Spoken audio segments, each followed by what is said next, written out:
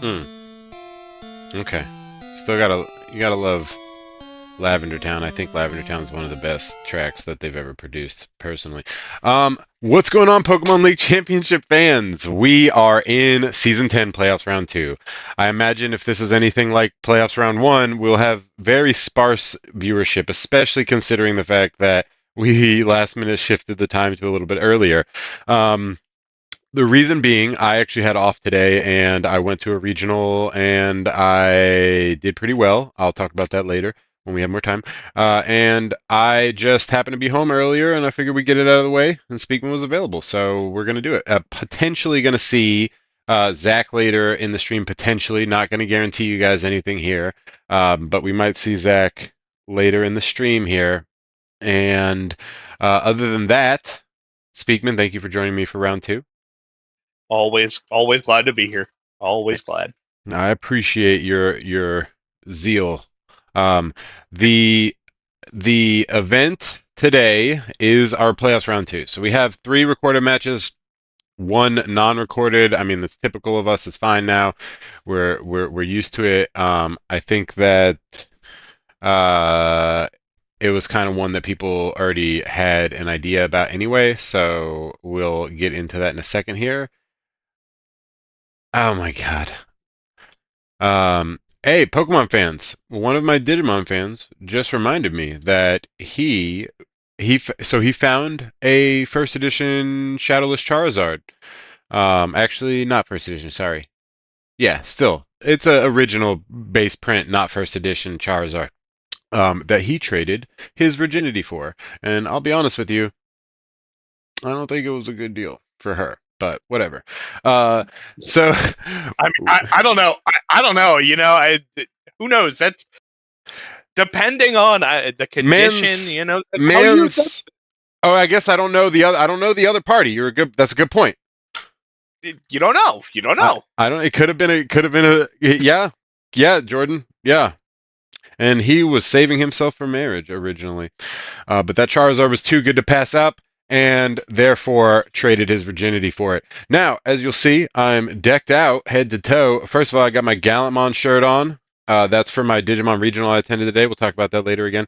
I got my Eevee shirt on, which I need a smaller one now because I'm smaller, and I repped our group at the regionals today. So fucking rock on, guys. I love you guys. We are gonna get into the matches now. Dude, can you imagine how much she regrets that? Like, even if she was batting out of her league, like that Charizard is worth money now. Like, fucking, you know. Hey, look, a story is worth several $100. Okay. You know. Yeah, I feel like on her side, it's less of a. Anyway, so we have the rounds here. I have not updated them. Jordan, if you want to go ahead and update the rounds, I'll take a screenshot of it so I can have that for later and the stream at the end of the stream. But nobody look at the sheet, please. If you're sheet peeking, you're a loser. And also, you have to be a member of the PLC, so whatever. Round 2. Big matchups here. Okay, so I'm going to run down. I am going to give Speakman some time to talk about ones he's excited about because there are 2 that I think in particular we're all going to talk about it, but I think there are 2 that he might have a little bit more insight on. First one up, obviously, is Jordan versus me. So Jordan H versus Ian, which is myself again. Host, Murrah, whatever you want to call me. We've done away with other titles. And Jordan. So for those of you that don't know, Jordan originally started the Pokemon League, and this is way back when in like 2016. I think he might have started at the end of 2015, whatever. X and Y. I got added by a coworker of mine who was friends with Corey and Aris. They were both original members. Technically, I am an original member because like we were at like 10 people at the time, whatever. And from there, I had pitched the original idea of our draft league, which took many workshops. But so we call this in previous seasons, as you know, I was referred to as the CEO. Jordan founded the original Pokemon Sports League, as it was called. We went through a couple name changes, ended up on Pokemon League Championship, but I I started the draft idea. We all did the rules and everything together, so we all founded it. All the original players, except for Will. He didn't really contribute anything. No offense, sorry, Will. You know, it's getting hotter outside. I wonder if there's any reason for it. But so we're the founders, right? We're founders. We call this match the Founders Feud, and it's a very popular match. Historically speaking, Jordan has the edge on me in playoffs. A couple of those were due to some lucky protects and things, but that's what it is. That's the game we play. So Jordan has the edge in playoffs on me. I typically have the edge on Jordan in season if we look at the score sheets. But in playoffs, Jordan's usually a little bit more of a solid player. I tend to get a little bit burnt out. I've been burnt out all year this year. Not that that's an excuse. It's not. But Jordan keeps his head above water during the playoffs, and also he still does the calcs. He does his due diligence, and I love that about him as a player, and that's also why he has a championship belt. That it just is. So that's going to be a good match to watch. That's actually our first match. Thank you, Speakman. Speakman has updated the playoff sheet, and I assume you moved everybody to the semifinals. Yep. Perfect. All right. And then the next one. This one I want to hear some insight from Speakman here. This is the match that could have been, right? So this would have been what we would have had as the tiebreaker match, the legendary tiebreaker match that ended in rock, paper, scissors. This match ended up happening anyway. So that is Brendan versus Jay. Now, I don't know if you have any insight on this, but I know you know Brendan a little bit better than me. So anything? I can tell you that it's two players who didn't want to play this game 2 weeks ago. It's two players who didn't want to play this game this week. That was the report that I got as well. The player who lost is fine with being done. That's kind of the report that I got from both sides. Was that a message went out, I think, from Brendan first, and was like, oh no, it was from Jay, said like, release me from this prison or some shit, and Brendan was like, I was hoping you would do that to me or whatever. Player fatigue is super big, and it will play a factor here in the season, especially going into semifinals and then eventually finals. There are players that suffer less from it, and I think that a lot of those players like just they stress less in the season and they just plan themselves. Like Jordan is an immaculate player in the season. Reese, Mike, Zach, all immaculate players. I don't think that they spend a lot of time or nearly as much time as other players in the season, myself included, like prep working, like workshopping ideas and stuff like that. And that's where we get very taxed, especially leading into playoffs where there's no team changes. You know what I mean? Like it's very taxing. So, I think that plays a factor this week. I did roulette my team, by the way. I roulette both my teams, all three teams, and I just made them really badass though after I roulette them. So I did not phone this in on Jordan. I played Jordan seriously, and I think you guys are going to enjoy the match. Next is a Reese versus Zach. Now this is the battle of the goats. I don't have a better way to put it. A Reese 4-time champ just picked up his fourth chip a while ago. Zach 3-time champ. Zach scoring all-time lead both in season and playoffs. Has the highest score ratio both in numbers and in score and in percentage, or all three, I guess. So these are the two top players. Zach is technically ranked top, but Reese has 4 championships, whereas Zach has 3. So this is the battle of the OG champs, the goated champs. This is a huge match, and I'll spoil it for you. That's the last match of the week, and it's mainly because of the context of the match. But them being the champions. Last match, one I think that Speakman might have some more insight in, is Dan versus Mike. This is also the only unrecorded match, so as soon as I get the speak, we'll go through the matches. Historically speaking, Mike just won his first championship. He also just placed really high at Evo Japan. I think it was 16th place. I can't recall exactly off the top of my place. 7th, maybe? 17th? 7th? I think there was a there 7 was a 7 in in there. Let me there. go check his fucking Facebook. Yeah, there was a 7 in there. He placed high. And there was like about 1,000. There's 986, I think, players at the Japan Evo, and he placed high. That is very high. That's a much stronger achievement than what I achieved tonight at my 17th. regionals. He's 17th. That's great.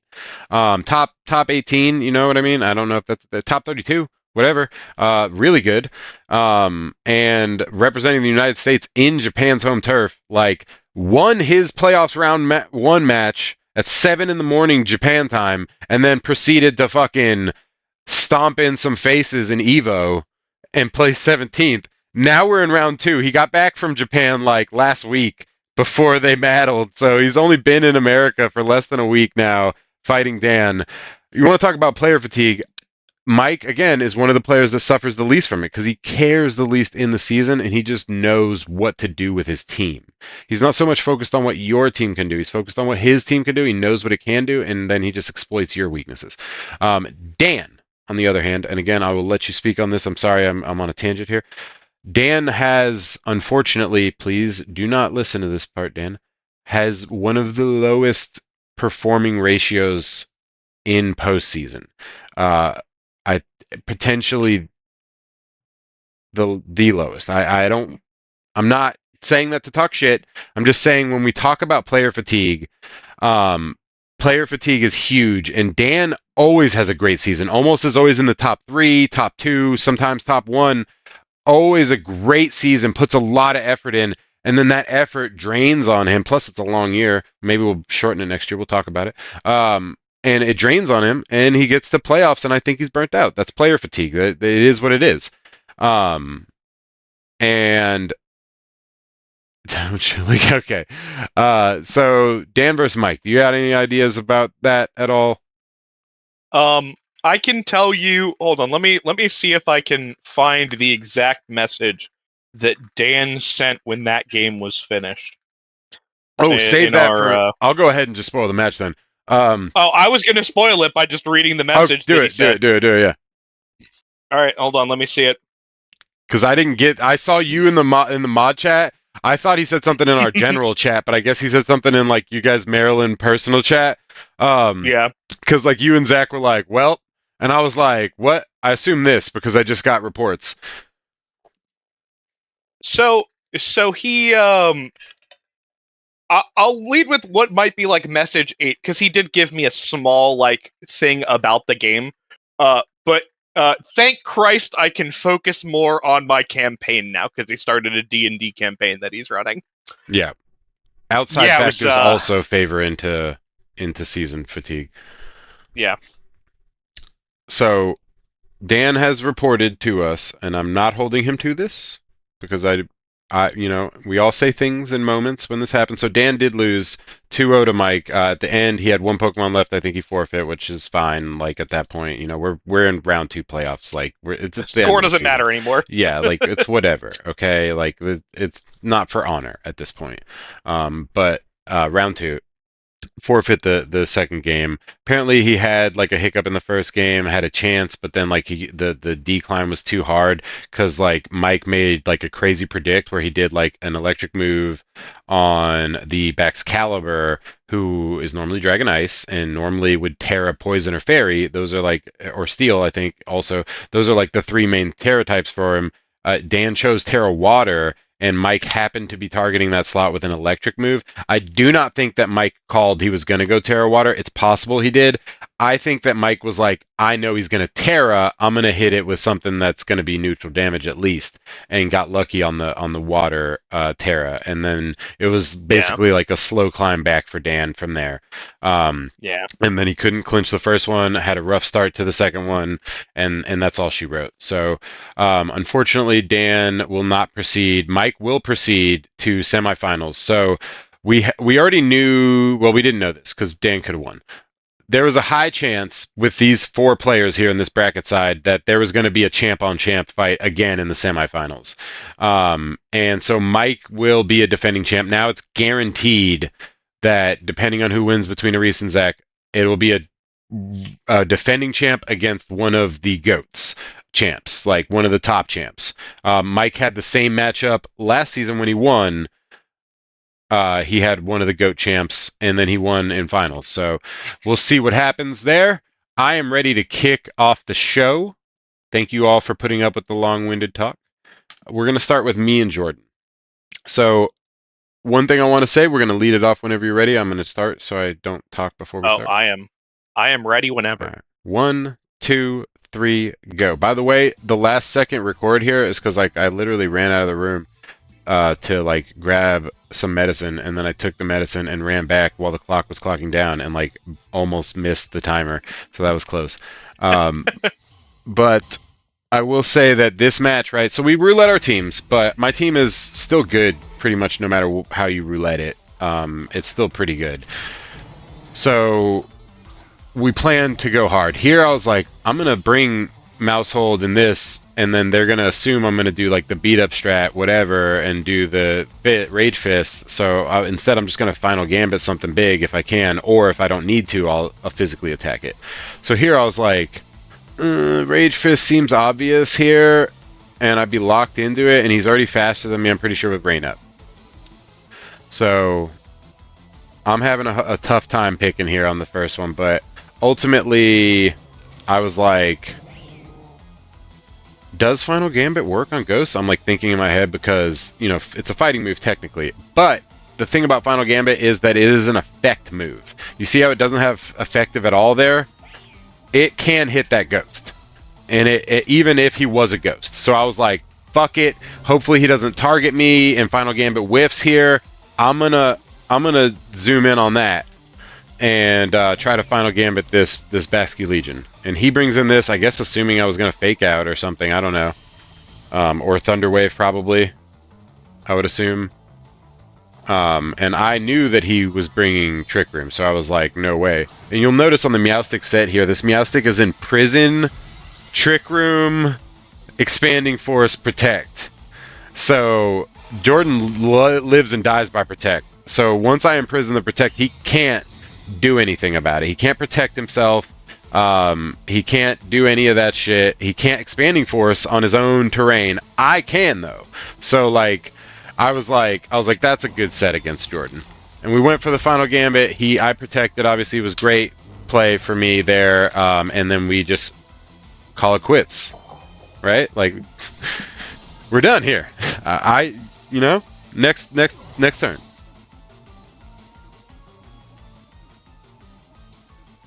I really don't think that I used Annihilate as good as I could have in general this season, even though I got it late. Okay, so yeah, there's always those Pokemon that you're like, yeah, I really wish that I had done more with this, but I feel like you used Annihilate decently in a lot of the games that you've had it. I mean, you've only had it for what, 5 or 6, or what, like 5 games before this? Yeah, and Not one of even? the things I was regretting is when he did Terra Normal. I was like, "Fuck! I could have fucking punched that fish." Like, I was like, and I was thinking about it too. I was like, "Is he gonna Terra?" I was like, I could punch this fish, and then I fucking didn't, and now the Annihilate is gone. But whatever. Yeah, hell of a first turn. I will say, Mandibuzz fucking steals the show here in this set even.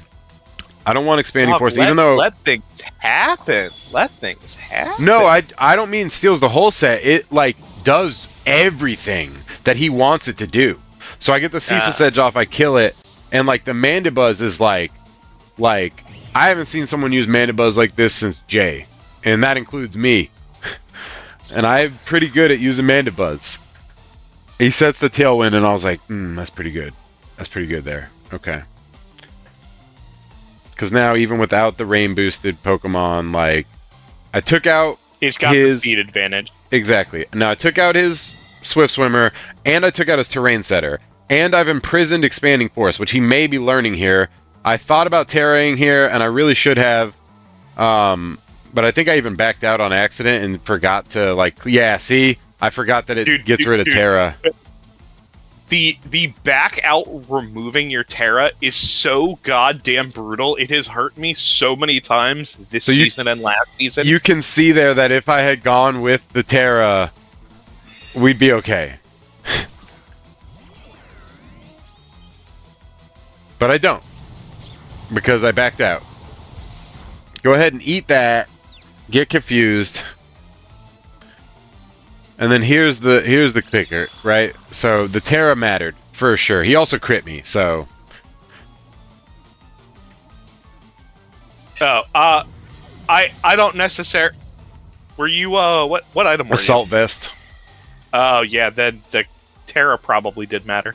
I was gonna say if you weren't AV, like I don't remember it being that specially bulky. So Yeah, I would have survived with the Terra, and I would have got the Razor Shell, which was boosted by the rain, and then we would have been rolling.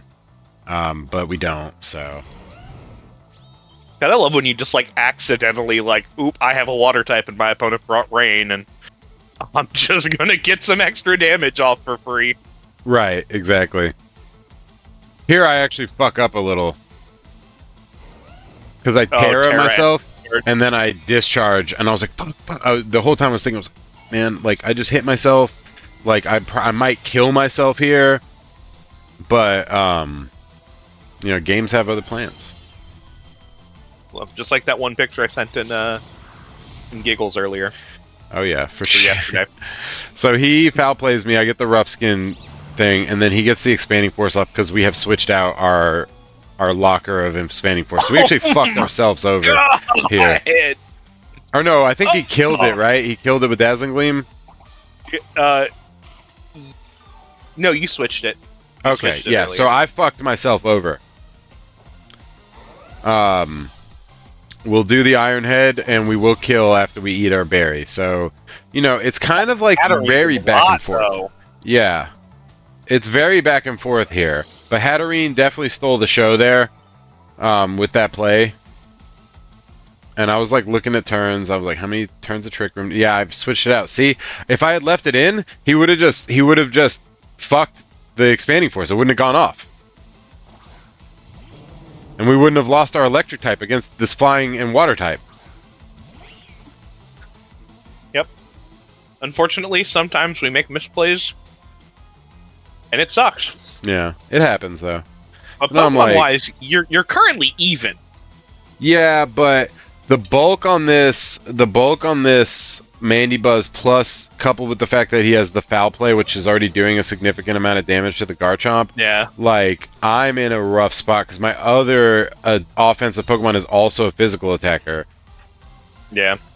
Mandibuzz is such a good Pokemon if you can just leverage it in at the right moment. And here's the thing about this game, right? We are about halfway through on both sides. There are 8 minutes left. I expect no less.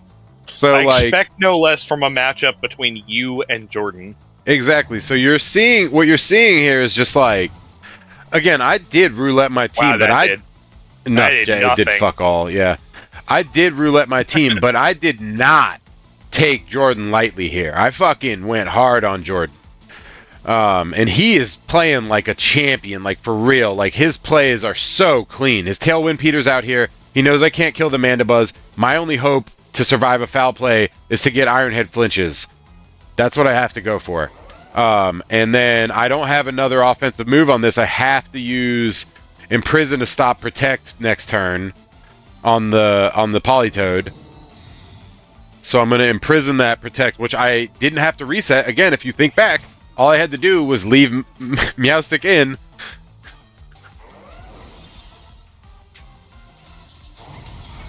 Things would have still been imprisoned. No damage. I'm like, okay, I think I lose this one. Like, when I saw the damage it's not output. no damage, but it's like under a third and a little bit more than a quarter probably, and then Lefties just gets it to under a quarter. So it's just a long fucking kill on the Mandibuzz. And he's a dark type, so my offensive expanding force is not doing shit. It's also not the most powerful move now that Terrain is gone. I honestly, what I should have done here, I should have Trick Roomed.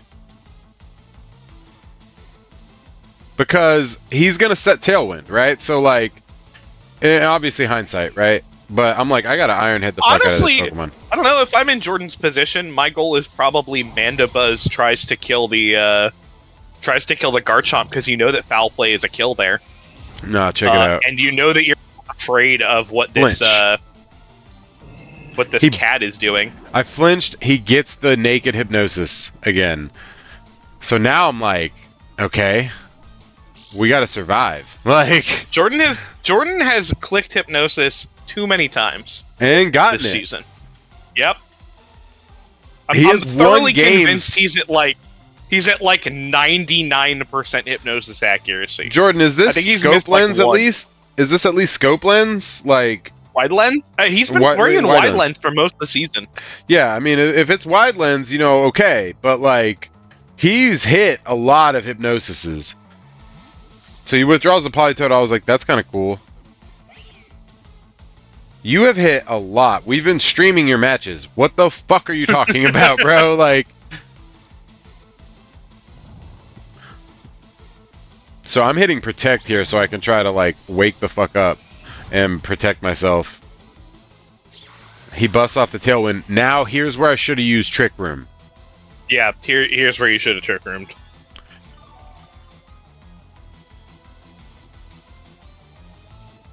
Jordan, 50% is more than it should be. Okay?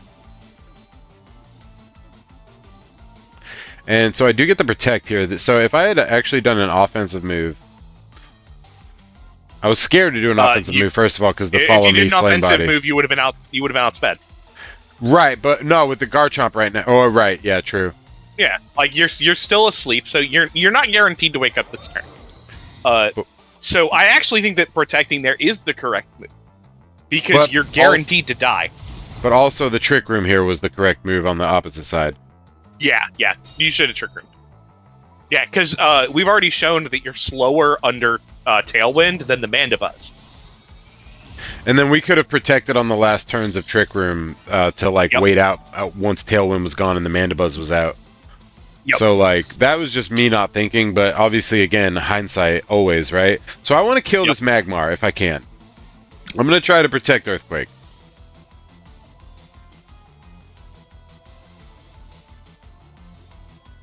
It's not with wide lens, he says.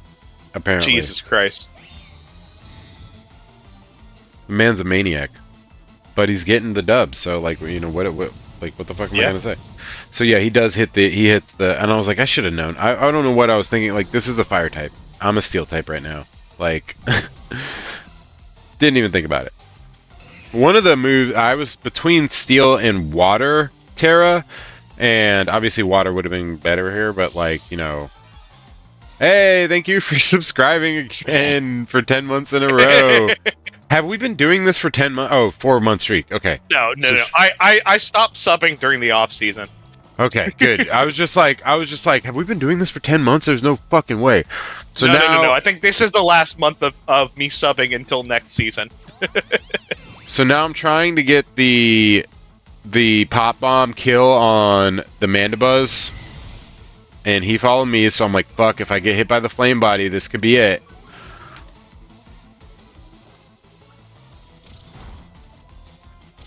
And it's every time I hit him, there's a 30% chance, and I'm hitting him a lot. All right, 6 times. Didn't get burned once. That's crazy. Yeah, I was like, okay, we beat the odds, and now obviously Expanding Force doesn't do anything. All he has to do is kill the mouse hold, because he knows I can't touch the Mandibuzz with the Meowstic. And all I have to do is kill the Polytoad before it kills my mouse hold, and I win.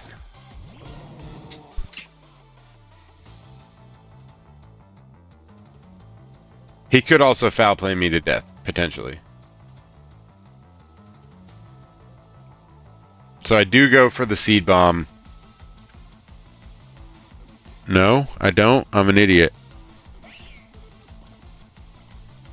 And I just close my eyes in shame.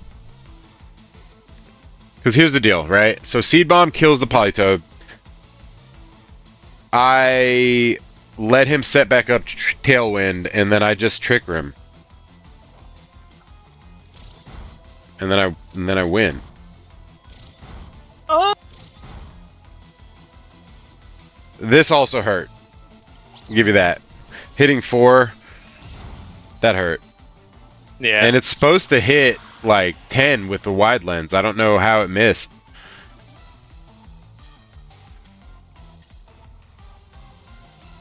Now we did avoid the attack. But now the Tailwind's back up. We don't have Trick Room up.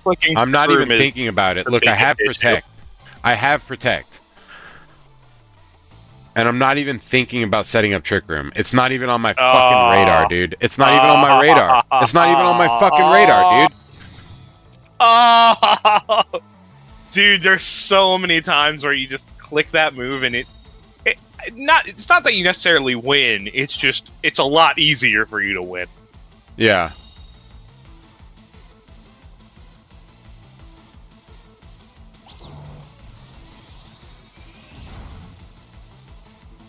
Didn't get it. Not enough. That's a bulky bitch. Yep. So now I have a choice. I could try to double protect. No, he has 2 turns of Tailwind, so there's no reason to double protect. I literally have to just offensive here. I mean, there is a reason to double protect. If you double protect an expanding force into the Polytoad, there's a chance that the Polytoad dies, and therefore you get to kill the Polytoad. You go down to a 2v1 of... Oh, yeah, well, yeah. But, yeah, if you get the protect off, and he doesn't Muddy Water... Or the Muddy Water misses, which is an attack that's known to miss. Yeah. So, and he says he doesn't have wide lens, apparently. So, like, we just take the L. Jordan played phenomenally. Yeah. And, oh, God, Jordan played out of his fucking mind. And there was multiple times that I should have played Trick Room, and it literally, I can tell you right now, it only appeared in my mind watching the replay just now. Like, I never thought about it in the game at all. I didn't think about it once. I just fucking was I love getting to click Trick Room when you have a fast spawn and being like, fuck your speed control. We're playing by my rules at every point in the game. Yeah, and I could have done that, and I really dropped the ball on that. That actually, at any point, if I had left Meowstick in, right, if I had hit Trick Room, right, there was multiple times in the game that Meowstick could have single-handedly won me the game, but I didn't see the avenue of play. I just didn't see it, and I lost the game because of it. And Jordan actually played. I would say Jordan played a perfect fucking game there. Like, oh yeah. Like he played 100% perfectly to get the W. Like I didn't make it easy on him, you know what I mean? Like I fucking fought him tooth and nail, but he just played better. He got the crit. I missed my Terra on the Ceaseless Edge one, and that's just the way she wrote. So that brings us to our second game. This is me versus Jordan. Going in, he has the same team. I don't think he might have changed something. I don't know. Probably not. He brought the same team. I brought a similar team, a little bit different, and probably should have brought the. I wasn't even thinking about how he had water and the flying because I did think about it slightly before, but instead of Superior, probably should have just brought Rodham Heat again and like just done the shit. Yeah. But you know, whatever. So that will bring us to this game. Are you ready? I'm ready. All right, 1, 2, 3, and go. We had a solid set, like in general. This game is no exception. The first game was great. This game is also really great, and I think both players, especially this game, like I haven't rewatched it, but I don't think that there's a point that I necessarily like misplay, but I'd be happy to point that out if I see it, and Speakman, obviously you as well.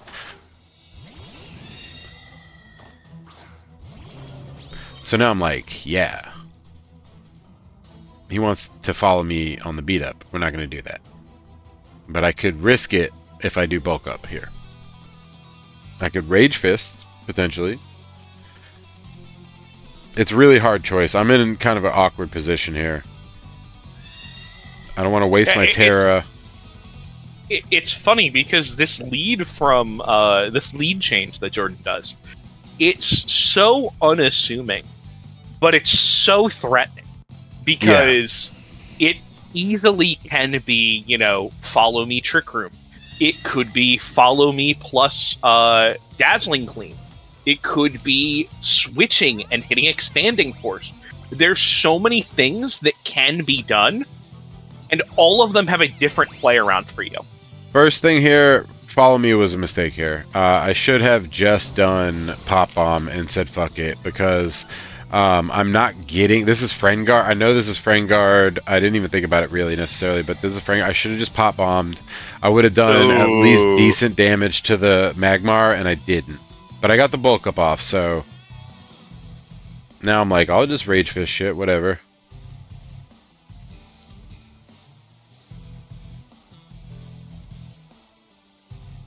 And he withdraws to set up his expanding force strategy. I'm pretty sure. Yep. Yeah. Yeah, that's pretty much what I'd expect there when when they get the Trick Room off turn 1 perfectly.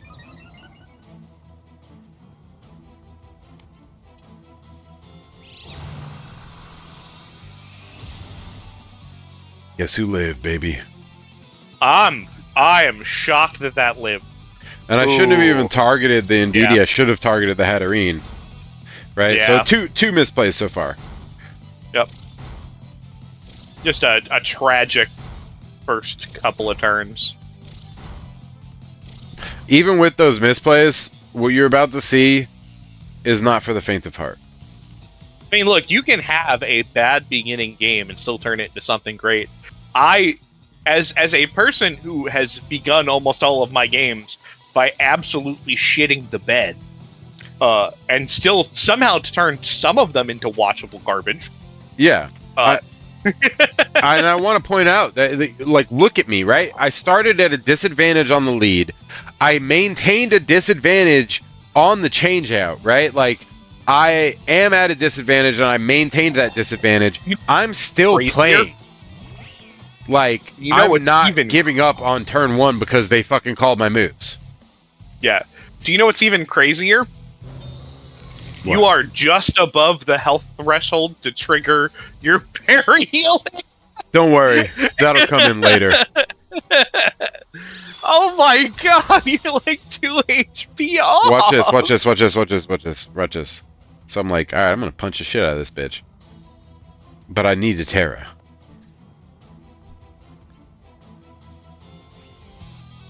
Again, probably should have punched the Hatterene. But we're gonna light screen here with the Water Terra. It's gonna let us survive. Dude, I've loved Drain Punch all season. Just such a fucking fun move. And also, every time he hits me, again, for those of you that don't know, that's boosting Rage Fist more. Yep. So, the longer this Annihilate is out here eating shit, he crits me too. Barely survived that. Triggers my berry. Thank you. Appreciate that. Light Scream really worked out there. And now we're just gonna eat this too. Fuck it. He was sure he had me with the double attack, right? Now he's actually fucked up because I set up Light Scream and he just killed a Pokemon, so I can pull in my Tri-Edge Pokemon right now. We're on. The game is on now. We have now proceeded to Pokemon. I'm like, look at me thinking about it. I'm like, wait a second. Oh, I'm an idiot. Third misplay.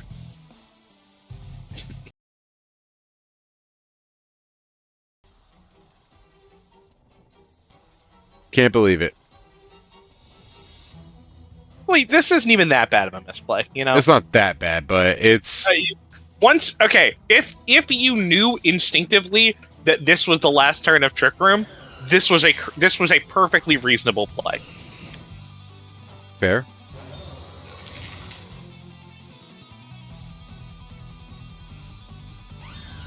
You should see the next turn. It's actually fucking clutch. Sorry. I have a feeling I know what the next turn is.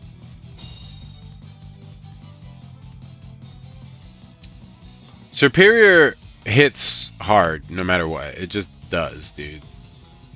So I'm gonna... It hits decently for the first hit. It The hits second hit. really hard after that. Yeah.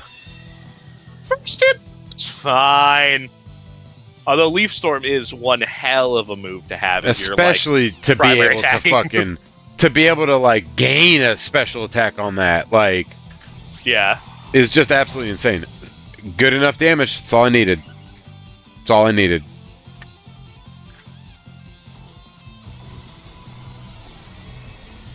I'm mad. I mean, Could have got the burn. That was, you know. avoiding flame body procs is insane. I'm honestly surprised, although I remember now that your Annihilate set was the healing berry and probably does not have a ton of speed investment. I was surprised that the superior went first.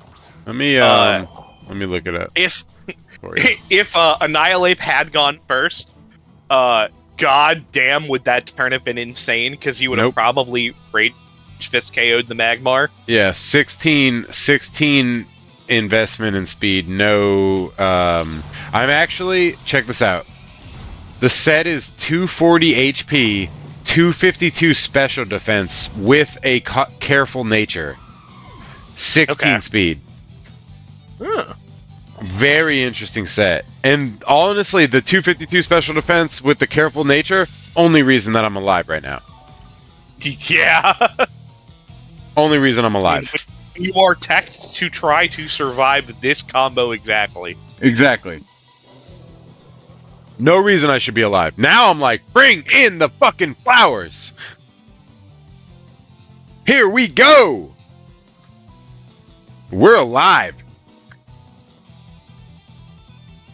I also let the Hatterene do a little too much. I could have killed it numerous times. So there are significant plays that just we're not doing properly.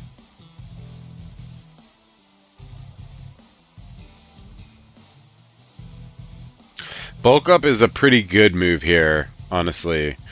But we're instead going to just Rage Fist the Polytoad dead. Because I'm pretty sure nothing on his team can survive a Rage Fist now unless it's a normal type. And I don't think he has any of those. Except Left. for Is he he hasn't just still terra'd. He hasn't terra'd yet. He hasn't terra'd. That is true. He still has the- his Terra. And he has that fish in the background, which we know is Terra normal. Or it was. There at was least. in game 1. We triggered Citrus Berry. I think this is the same team, but I can't promise you that. Polytoad misses the Hypnosis. Fuck you. Thank God. Rage Fist punches the shit out of this Polytoad. And there, you know, I mean, there's no way he could survive that. I'm sorry. Ass frog. Yeah. Now I'm feeling a little confident. I feel like I got it. Like, and I still can't. Here's one thing I forget here, right? So I need to Terra. I need to floral healing myself anyway.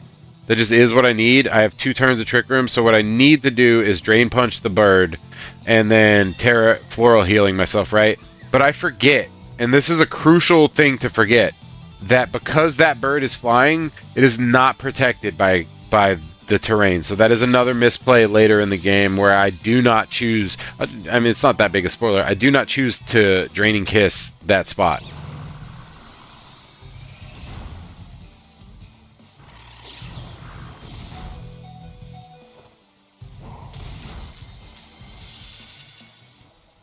And probably because I wanted to heal here. But no, there was another turn later on that I could have Draining Kissed it. But I wanted to heal here for sure. I'm like, now I'm down to 16. Oh, yeah. I need this ape here. He's the only one who's doing anything for me right now. We got 1 turn of Trick Room. I wasn't sure. I like tried to Google it real quick in the game. Oh, yep. Yep. And Okay, here's where I could have see. Draining Kissed the Mandibuzz, right? And it would have Yep. been the right call. It would have been the right call. Yep. I'm Googling it right now. While you're looking at it, like, those floral healing hit? I can't get a definitive. Hit through protect that guy. We'll try it. Draining Kiss would have been the call. And he withdraws the hat. Like, insane. Insane work. I didn't even have to protect, I don't think. I could have floral healing myself and attack with Rage Fist and won.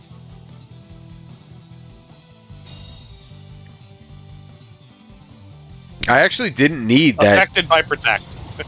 Yeah, I actually didn't need that protect at all, actually. I would have survived regardless. Like, I didn't need to do that protect. That was a huge misplay here. Rage Fist is what I would have chosen to. I would have chosen to do Rage Fist or at least Drain Punch on the Mandibuzz. But I didn't choose to do that, and as a result, I am now at a disadvantage. I would have O-code the Basque Legion, obviously. Yep. Trick Room is down. Tragic.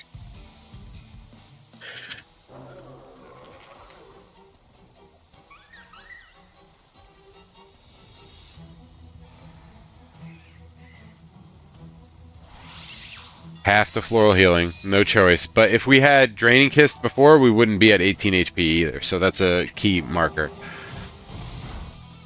Yep. He survived anyway. He fucking had that. I could have protected there though if I hadn't been doing that last turn, and also we would have Rage Fist killed. So there's a significant amount of factors here that last turn actually I think decided the match here from where we're at in a standpoint that we're here. What did Mandibuzz click last turn? Mandibuzz don't know last turn. I'll look at it later. Yeah. I think that it picked it didn't pick Snarl. No, it did Hurricane. It hurricaned my my flower, and I survived by 18 HP. When I could have done the Draining Kiss. Yep. Okay. And I don't have. This is the one, because I did the beat up strat. This is the one set that doesn't have Protect on my mice, and it's also the one set that needs Protect on the mice. Yep.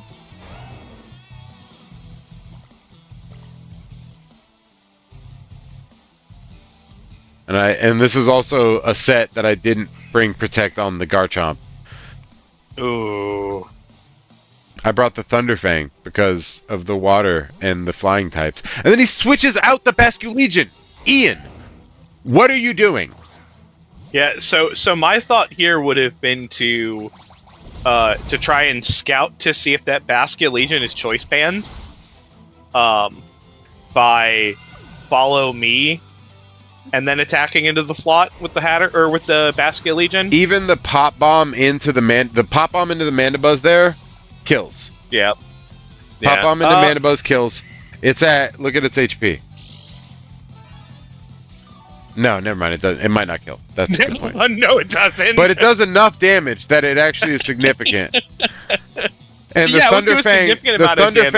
Thunderfang would have killed the other slot anyway.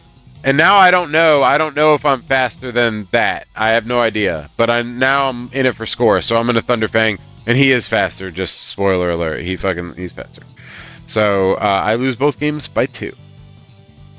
But Jordan actually had to play a perfect game this set to bring it back from where that Annihilate was. Like, absolutely had to play a perfect set, and I think that he did play a really amazing set. Kudos to him.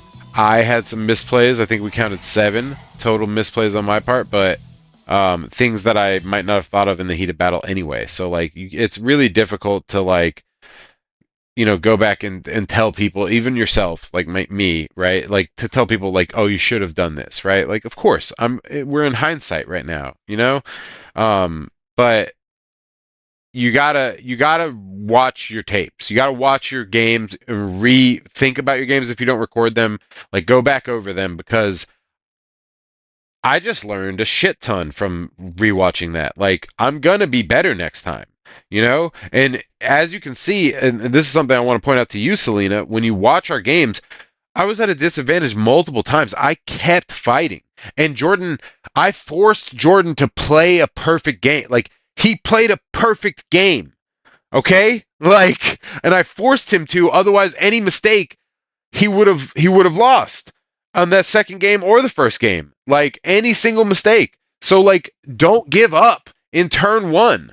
Like, yeah, I lost 2-0, but I don't think anybody can look at the games that we just watched and be like, you fucked up left and right? Like, I played a good game, and Jordan played an excellent game. Jordan's speed control that game was fucking next level, and there were things I could have done to counter it that I didn't, but even that, his just awareness of the status of the game was higher than mine. He also did run calcs on speed, at least. That was the one thing he ran, was that the Basculegion would outspeed the Garchomp. He ran the calcs. I didn't do any calcs.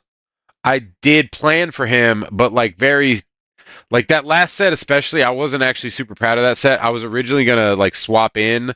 I had two alternates. I was gonna swap in a choice scarf, choice band. Um, I was gonna do choice scarf on the samurai and choice band on the cleavor, and just lead like like axe and fucking Cecil's Edge. That was my plan originally. It was just like double up on that and just set the hazards. But I ended up not choosing to do that, and who knows what would have happened. He swapped a lot. But that brings us to our next match, which is Brendan versus Jay. Are you ready? This is game one. I'm ready. All right, we are going to just kick it off because I believe that they did this properly. 1, 2, 3, go. Now, this is the second time in playoffs that I don't even remember how he got this. I don't remember him getting it at all, but this is the second one that he had the Dolphin. And he traded with Dan in the last week of trades. He That's traded crazy. Alolan Ninetales for this. That's a big trade, but I think that ultimately... So, of the remaining players, my top two teams, and this includes the next game, and Jordan's team. Jordan is a very good team. My top two teams in this game right now in the playoffs are Mike and Brendan. I think they have the highest caliber team. Okay, so my opinion is that Mike has the third strongest team. Okay. I think Arise's team is fucking insane. Really? I think his is the least powered. Dude, okay. It can do a lot of stuff, but it like has to do stuff. Like yeah, that's it's what I mean. It's one of those teams where like if you give it an inch, it will take a mile. Right, and that's what I really like about it. Like Mike's team, and you know, I played against Mike, 2 or 3 weeks ago, and his team was just as good as now. And I think that Mike's team is incredibly strong. And that is not to say that I thought Mike's team is bad at any point. Mike's team is insanely good. But I think that the teams in the playoffs, especially, are so good. So you're going Arise 1. Arise number 1? No, Brendan number 1. Brendan number 1, Arise number 2. Yep. Okay. See, and then here's Mike where I'm 3. going with it. I think that Arise's team, now, he's obviously a very capable pilot. That's the big part, right? He's an extremely capable pilot, and he's great under pressure, and he doesn't suffer from player fatigue that much. His team is very good, but his team is also very exploitable. And it doesn't have as many... It has many tools, but not as much cohesion as other teams. Like, he has like 3 to 4 teams pushed into one, and they're all good, and they all can help each other, right? But like, when you talk about all like I'm saying is Jordan and Brendan's teams, Jordan's team is fucking insane. First of all, Jordan's team is okay. Jordan's team has all of the stuff to be nuts, and then it also has a bunch of like weird underutilized stuff that I think kind of a little bit conflicts with a little bit of his stuff. Why the fuck does he have Armor Rouge on this team? Right? Like, Armor Rouge with Indeedee and Hatterene, that's insane. Why is Armor Rouge not an Asterisk, by the way? Anyway, moving on. Fucking, his team has so much it can exploit. He can use the Drifloon with the terrain. He can use the Drifloon with the Thwacky terrain. He can use... priority. He can do double. Jordan's team's biggest problem is its type diversity, in my opinion. A lot of the threats are all the same types, so you just have a lot of things that cleanly answer a lot of things, which means that you do have to be more cognizant of Terra types, especially in matchups against Jordan. Jordan wins his games by Terraing correctly, and we saw it a lot in the games in the season. Jordan would lose because he Terra'd incorrectly, and that's where I think both of Jordan's losses in the main season really came from. Yeah. Shit Terras, because he had those couple of weeks where he like had like basic like nice vanilla flinch. Terras that were the same type.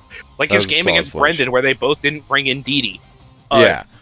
Jordan should have won that game, but didn't because all of his Pokemon were base Terra type. Yeah, and that Like, was something he actually, I think he learned a lot from that week though, because Yep. he hasn't really done it again. I think that Jordan's team is one of the most cohesive. I think that Brendan and Jordan's team are very top tier.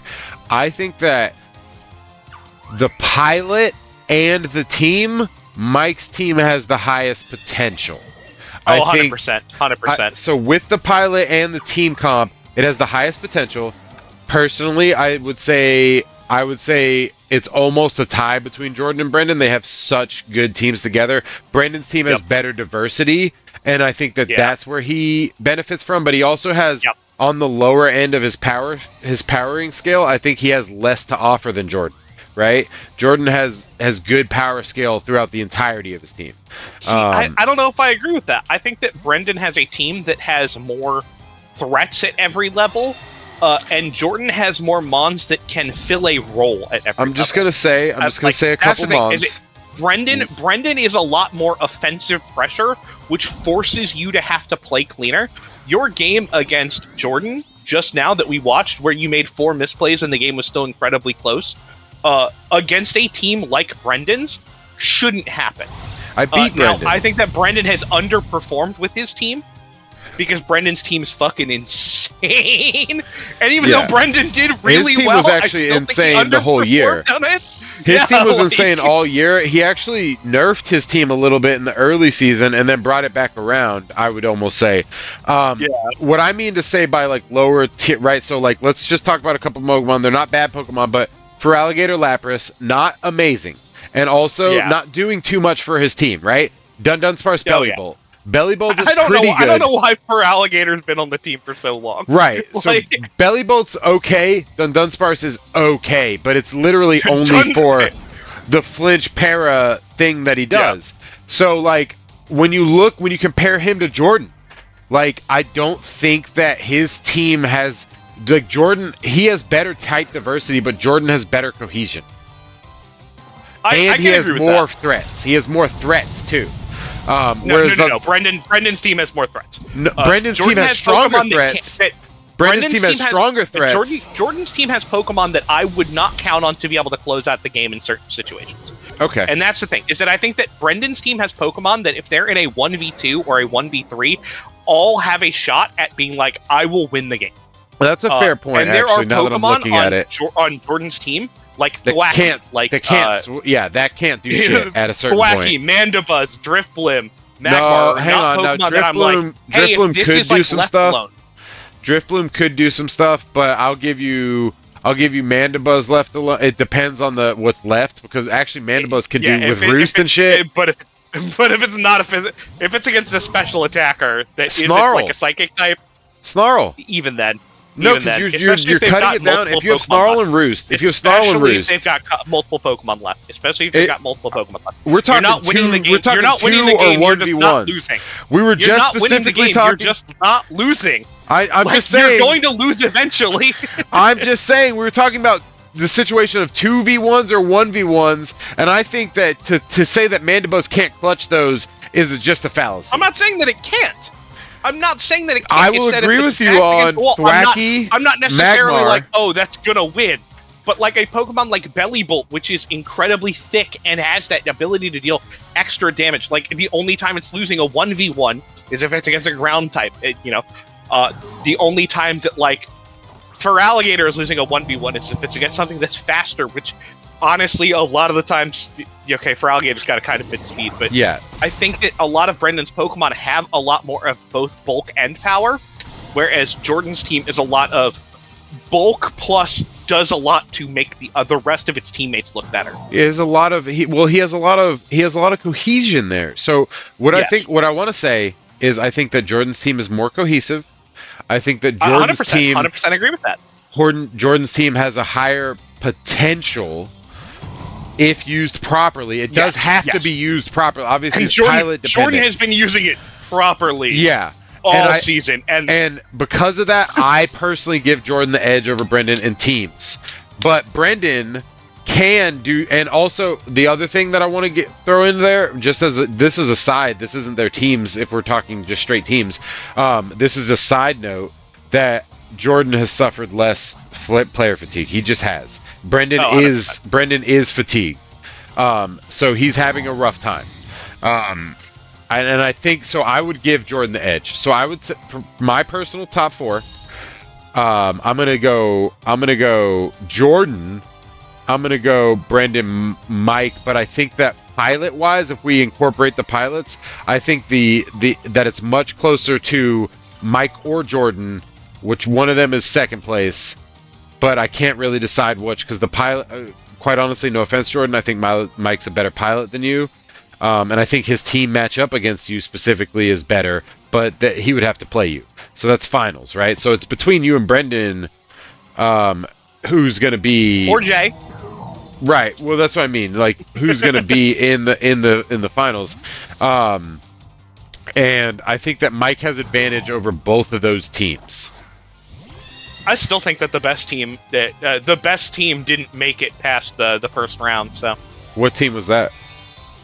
I'm 100% of the opinion that Ty had like the best team side of Brendan's. Ty's team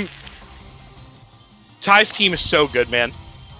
Ty's team just Grafii, Delphox, kind of give me Grafii is the pause. only questionable. Grafii is the only questionable on that one. I think Grafii and Duraludon, but Yeah. So even here's then, I the think thing. they've got rolled. I think that he also had a bad matchup on Mike anyway, and Mike, Oh, no God, offense, Ty is a more competent player. 100%. I think that right now, I'm not sleeping on your Reese, team, I Reese. complimented your team. You missed. He you missed the literally whole went part through a where I whole said that I thing think about that your team. I think that the pilot at the helm makes your team what it can be. I think that anybody else with that team matched up against Brendan, Mike, Jordan, and Jay, and even Zach, I think has a disadvantage. Any other pilot. But with you as a pilot, it's great. But I think that more bases are covered on the other teams. I'm not saying that we're sleeping on your team. That we're not talking like your team is fucking trash. Like your team is definitely able to compete. Dire Claw lived. Wow, that is That's a roll insane too. Survive. And That's that insane mattered. survive. That mattered. That so mattered. Your Oh team my is God. fantastic, and it has probably historically outside of Zach, you and Zach are, I would say, neck and neck in terms of skill, and knowledge even. You have the highest potential as a player. Between you and Zach have the highest potential out of those top teams, but teams coupled with the potential, I think that your team, you carry your team in terms of that matchup. Like, I think that Mike, Jordan, and Brendan have a better team than you. I'm not saying that they're going to beat you. I'm just saying that I think that they have a better team than you. And that's just what I'm saying. You as a player can certainly make up for that. And I think that you also, the matchups that you have with your team can match well into all three of those teams. So it really becomes down to like for instance, let's just say Brendan wins here, right? And let's say that it's him, Jordan, and Brendan wins against you. I think that Brendan's fatigue is going to be a huge factor, and you'll win. No offense, Brendan. If Brendan fights you in finals, I think that you beat Brendan. I think that if Mike fights you next round, that's a tough call. That's a really tough call. I think if Jordan plays you in finals, Jordan actually has potential to take that one. And I think if Jay plays you in finals, Jay has potential to take that one. And that obviously is dependent on you beating Zach here today. And we already know Mike is moving on. So if you beat Zach, you're going to fight Mike. And that's probably going to be the clincher, really. Yeah, exactly. Their teams are just better. It's not that your team isn't great. Oh, the burn. Wow, what a burn. What a burn. That's crazy. I think every team that made it to round 2 was fantastic. Dude, the teams this year are crazy. Like Double the list. double draft has made teams so cool looking. Double list. It's Double list fantastic. is so good. And just look forward to never seeing 4 and DD again. Yup. Never in your fucking life are you going to see 4 and DD again. And also, God, I can't wait until. God, I can't wait to asterisk incursion again. Oh my god. Oh my god. You know, I was talking to my wife, so we know that I'm eliminated now at this point in the stream.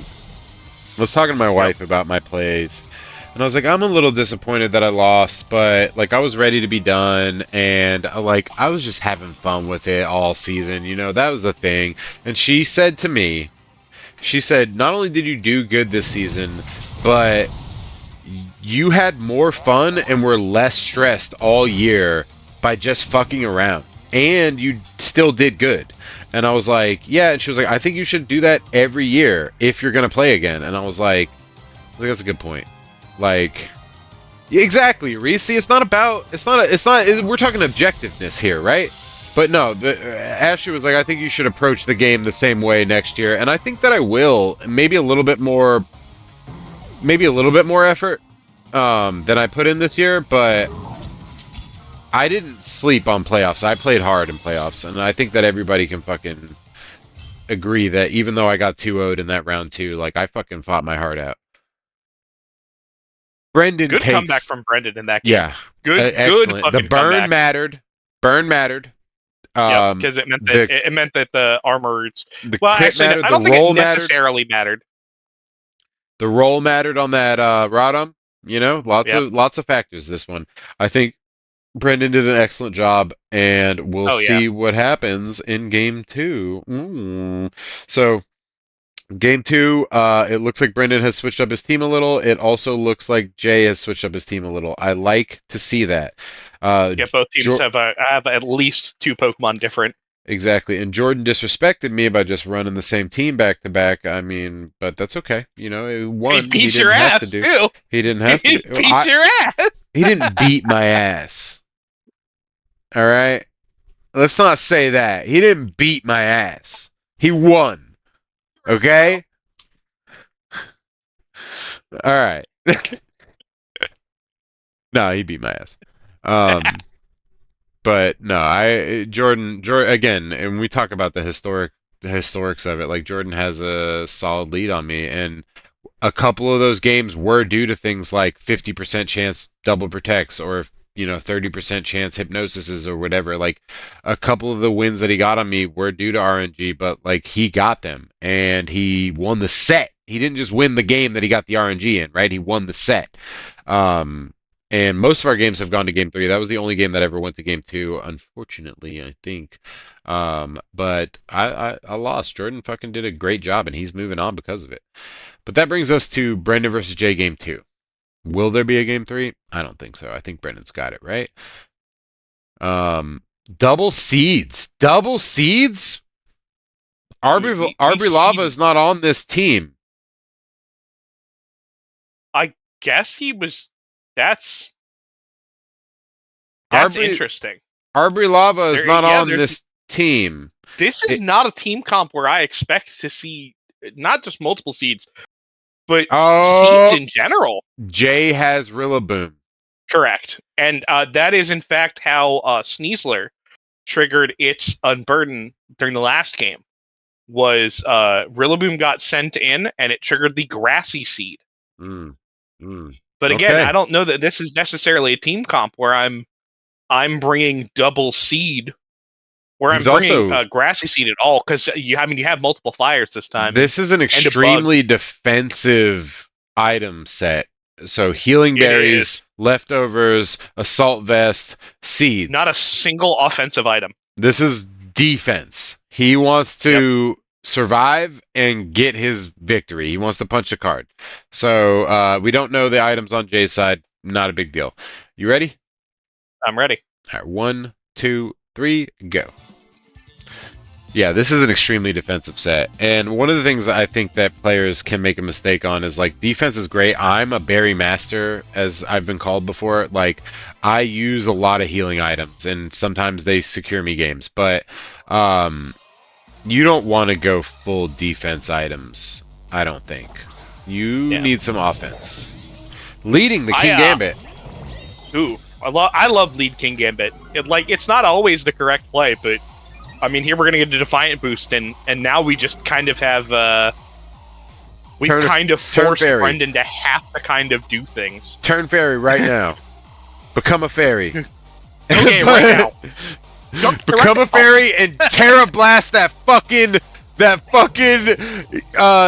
God damn it, I can't remember his name all of a sudden. Scrafty.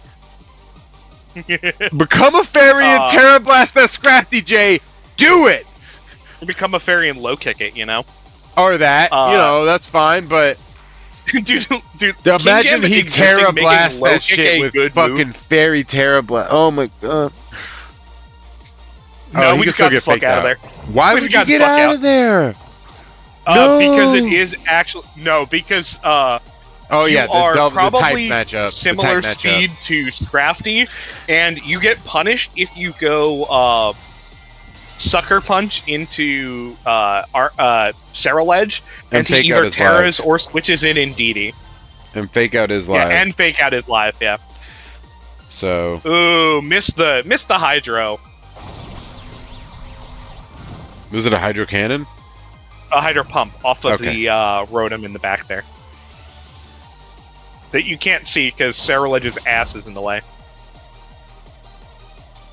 Yeah, Brendan was talking to me earlier, and he goes, yeah, I just forgot how good Fake Out was on my team.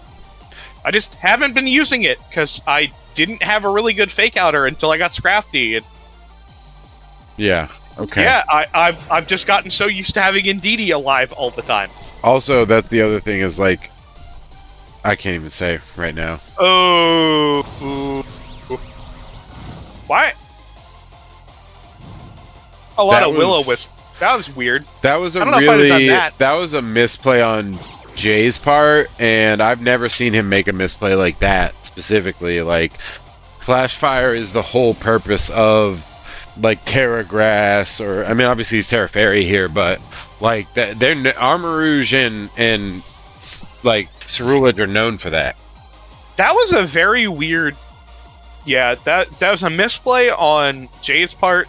And then just a weird play by Brendan, Will-O-Wisping with the Ceruledge instead of using some of that offensive pressure that you could have generated here. Bitter Blade would have been great there.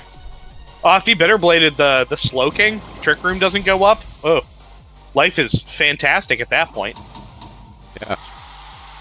Oh my god, that's cruel. That is cruel. That's huge. What'd he do? I missed it. I was Encore the Rotom, who had just used Will-O-Wisp into the Ceruledge. Well, get used to Will-O-Wisp.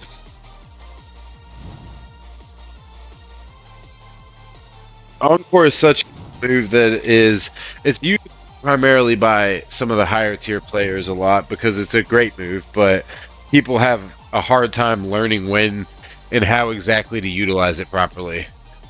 It's so Encore is a lot better when a Pokemon is doing a very, very specific, obvious thing over and over again. Yeah. It's a lot harder to use in a format like ours, where you're not always guaranteed that you're going to both be able to catch a Pokemon using a move that you'd want to hit with Encore, and that you're going to outspeed them. See, I also disagree though. I think like Protect, Protect is big on that. Yeah, getting Protect on it is very, very big. And that's just super prevalent in doubles in general. And then any sort of supporting Pokemon suffers from that drawback. I would just disagree. I think that Encore still has a place in our meta. You just have to use it right. No, I'm not saying that it's bad in our meta. I said it's hard to use in our meta.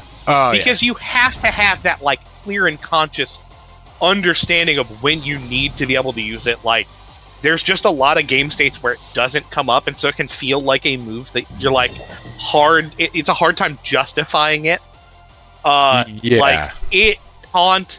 Like, there are these moves that are, like, very clearly very, very good in very, very certain circumstances, we're triggering the. No, Brendan, we just did this. We just went over this. You don't intimidate with the Defiant Mount out.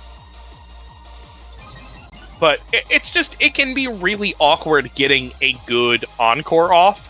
And so there's just a lot of times where you're like, you know what, maybe this wasn't the best, maybe I shouldn't do that. It's one of those moves that I definitely debated a few times in this season, putting on like my clef key, but ended up just getting cut for one reason or another. Encore is really good on clef keys. I've used clef key multiple times, and that is one of Prankster Encore, very funny. Yeah, Prankster Encore in general. Also, clef key like is in terms of pranksters, like not that it doesn't have options, but clef key has a more limited move pool that you want to use. Clef key has like screens. 7 options for. Clef key has like 7 moves that it can click that Prankster triggers off or with, and like 2 of them are completely terrible. Hey, no. It's got limited options. Rain Dance, not terrible when it's a steel type. It does have Rain Dance. It's Rain Dance in a sunny day.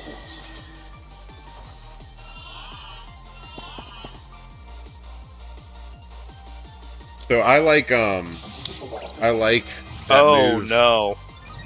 Oh no. For our meta, but you just gotta know. Yeah, exactly. I said again, it's good. It's just hard to use if you're not really like. I don't want to say it like this, but I'm going to say it like this anyway because that's what I do. I think that it is skill cap. I think that like 100%. Like if you don't know what you're doing, you shouldn't be using it. 100%. And there are players out there that just like don't have that background, but I think everybody's learning, especially like Ty. Again, you said like you thought that Ty had the best team this year going into playoffs. Like Ty did really good this year too. I think that Ty learned a lot from the last couple of years. I think he's still learning, and I think that that's just what it is that like he's not there yet. But I think the experience he got from this year is going to rocket him forward in the next year. Oh yeah.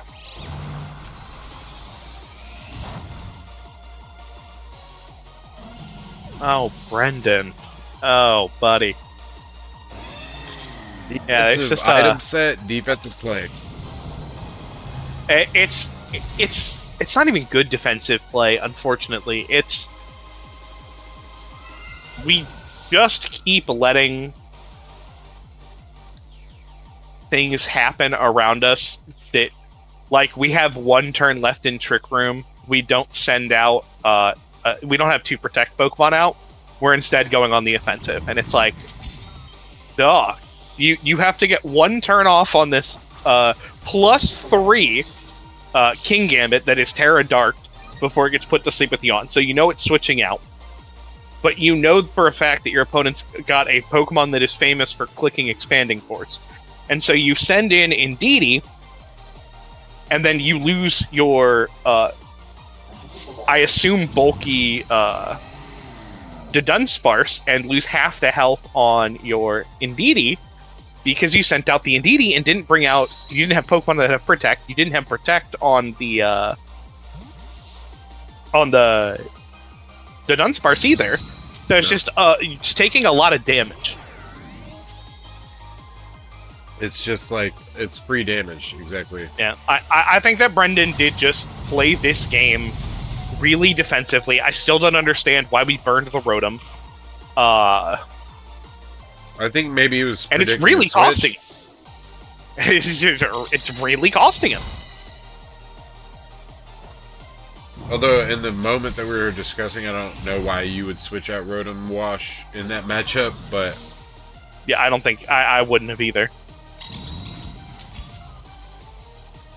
How many turns of Trick Room do we, or not Trick Room, but Trick Room is over, but Expanding Force is on its 2nd turn. Okay. Or I mean, not Expanding Force, Psychic Terrain. That's what I was getting at. So that's the big one. Yep. Follow Me should be enough. I mean, yeah, we're Follow Me to prevent Ice Shard from like KOing Armarouge potentially. Ooh. Oh no, Earthquake. Oh, it's faster. Oh my god. That's it. That might be scarfed. Yeah. Oh my god. Yeah. That's huge. That's why he switched it out. That's big. That's why he switched it out. After he did Ice Shard. Jesus. Oh my god. That earthquake is big. And now it's a 1v3. We've got Cleavor, but Cleavor just can't break through all of this. And I don't know how Cleavor can beat the in the back. It's not Choice Scarfed? It's not Scarf. Oh, Armorer's just slow as fuck. Oh my god. Indeedee not fast? He's probably like no speed Indeedee, so I don't know. Yeah, probably. But oof, that's just brutal. That's it. That's just a rough one. Wrote. Yep. So that's going to bring us to a game 3. Yep. Brendan wasn't unnecessary crit to deal 1 damage on the Mammo. Yeah. Brendan wasn't able to clinch it in 2.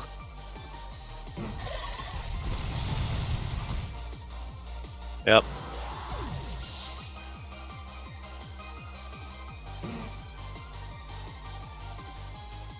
Just a tragic defensive play loss.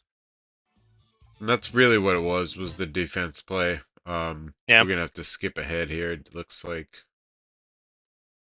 22 seconds. Hey Rare, dude, I'm on the phone. Is this the same team that he brought last game? This is the same team from Jay. This is not the same team from Brendan. That's what I meant. My bad. Sorry, Jay. Yeah. Yeah, Jay's team looks like it's the same. Okay. Yeah, Brendan's looks like a mix between the 2 games. Grassy terrain. Do we even have Intimidators on Jordan's team? I mean, Jay's team? It's a Raptor. Okay. Yep. That fucking bird. Okay. All right. So, here's the thing about this matchup, right? A little bit more, still defensively, but also like kind of a good offensive. So he's got some, like the assault vest obviously is great. And he's got some good offensive mon on the team to like really shore it up. One of the things though that I'm having a trouble with here, one, we don't have DD, we can't trigger the grassy seas at all, so that unburden is not happening at all the whole game. And I feel like in this matchup, Jay has a little bit of the advantage, but you know, it always comes down to play. It always comes down to play. There's a couple dead items on the other team, basically. Like we don't have fake out over here, so covert cloak doesn't really matter except for maybe Will-O-Wisp, I guess. No, covert cloak doesn't prevent you from getting Will-O-Wisp. Okay, well then yeah. Covert cloak. No, you mean the clear amulet. Well, that is also dead, but like the covert cloak. Yeah, like I mean, there's like stuff like Rock Slide. If you get into you've already seen that there's Sludge Bomb on the Galarian Slowking. There's Rock Slide on the Snorlax. So like there's a chance that you're just trying to whiff these flinches and maybe he was thinking also Tinkaton is on the other team, so like it's not here, but like it is on the roster. So fake out Tinkaton could have been. I don't think that he's wrong to prepare to play against Tinkaton, Hariyama, Staraptor, these Pokemon that have these things that would have been really detrimental. Yeah. I do think it's wrong for him to put Grassy Seeds on stuff, especially after it didn't work last set. It worked in game 1, though. It worked in game 1, and that's exactly why it's not working on either of the other sets. Like, yeah, I would not have predicted Rillaboom to come back in for game 3 because Rillaboom is, unfortunately, it's good against Palafin, but really suffers against the Armor Rouge, the Cerulege, the Sneasler, all these like really big offensive threats. But I'm ready to start whenever you are. I am as well. 1, 2, 3, go. Really ambitious of Jay to bring this Mamoswine for a second game. Now, Mamoswine did a lot of work in game 2. But if it's the same Mamoswine set and it's not Scarfed, I'm really wondering how its lack of real speed pressure in most games because it is kind of a slower Pokemon. Not really a slow Pokemon, just not a fast Pokemon. But Yeah. Brendan doesn't have any speed control on his team. He could have Trick Room on the Armorage, but he doesn't really have anything else. God, Oblivious, just an extra like, fuck your Intimidate. And this is Brendan bringing Fake Out for the first time all season. All season? This is the first time he said Fake Out all season. He said that's what he was talking to me about earlier. We were in Discord. That's funny. I don't think he's had a Pokemon that had Fake Out the entire season until he got Scrafty. And then he just hasn't had the chance to use Scrafty yet. That's funny. I mean, shit comes up. Yeah. Kind of surprised we didn't see Arbo in any of these games from Brendan. Yeah, especially with the grassy seeds. Like, I don't even think just for that. Arboliva just feels like a very good Pokemon into a lot of what Jay has. It takes a lot of neutral or resisted damage from a lot of what Jay has back. A lot of just can survive a couple of hits. Gets that extra longevity out of your extra teammates because you've got a lot of stuff that's on the ground. Works really well next to Palafin, for example, because you just get it that extra free healing. Yeah. Yeah, no, all good. All good. Yeah, and it's also just a little surprised. It can hit pretty good, too. Oh my god, it's such a good move pool. When I first learned that thing had Earth Power, I was shook. Earth Power is crazy on it. Yeah. Earth Power, Dazzling, Survives. A really hard-hitting Energy Ball or Giga Drain. Survives the hit. Not that surprised by that, but a well-placed fighting move will usually OHKO that Mammothon, but he gets it anyway. Yeah. I assume, based on the set from this Scrafty, it may not be max attack. Because he's... Yeah, like, it looks like it's a kind of bulkier set that's meant to come in and out a lot. I've punched a lot of Mamoswines, and they don't usually live.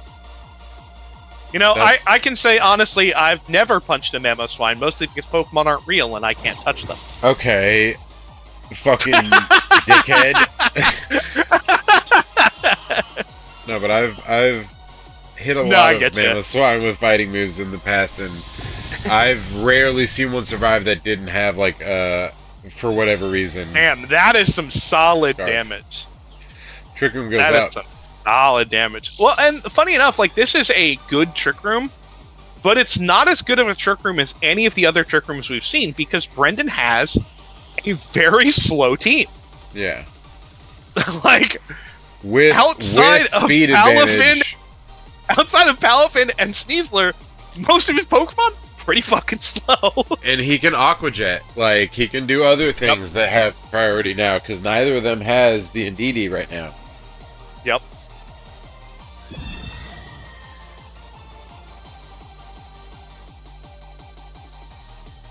So this is... It is and definitely honestly, leading we're under Brendan's favor.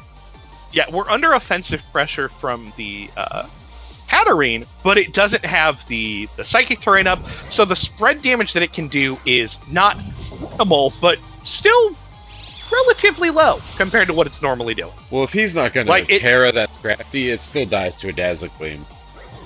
Oh, of course. The Scrafty, but we don't care about the Scrafty living.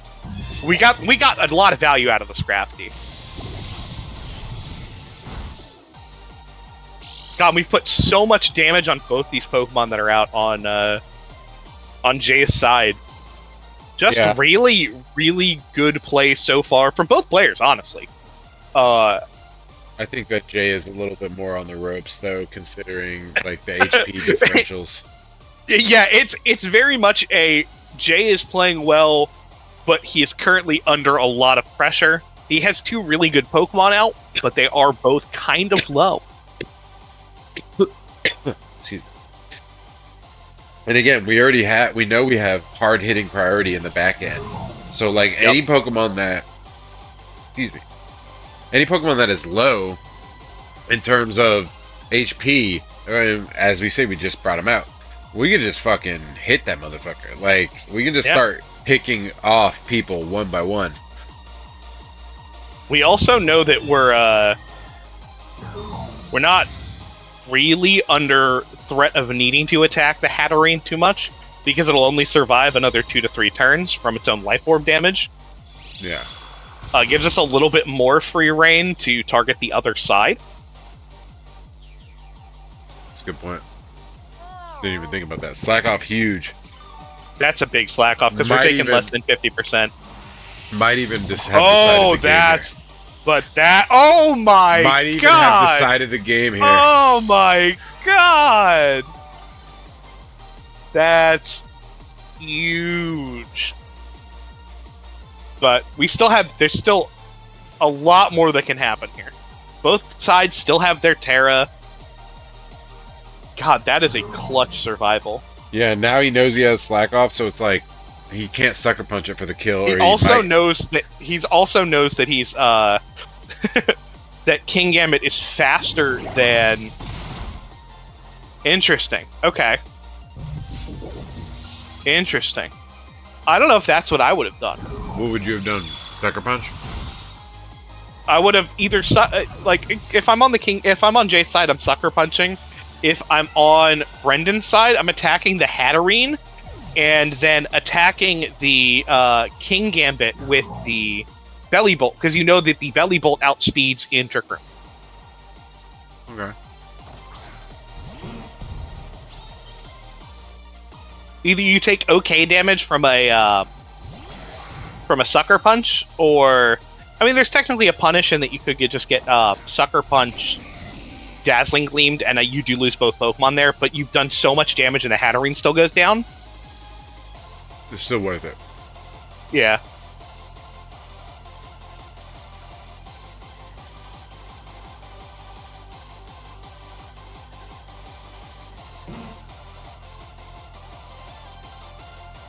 Time to grab the brackets.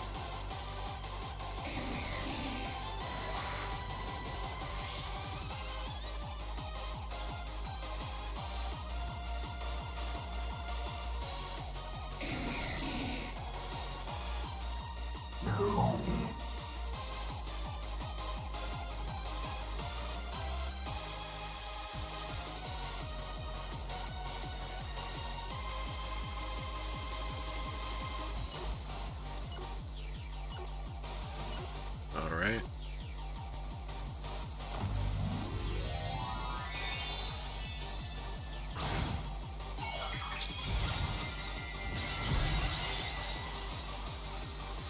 Let's make this infographic. God, the Terra bug hat is so funny looking.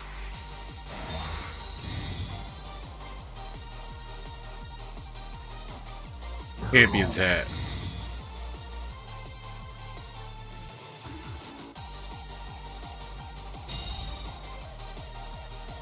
Man, I miss Return.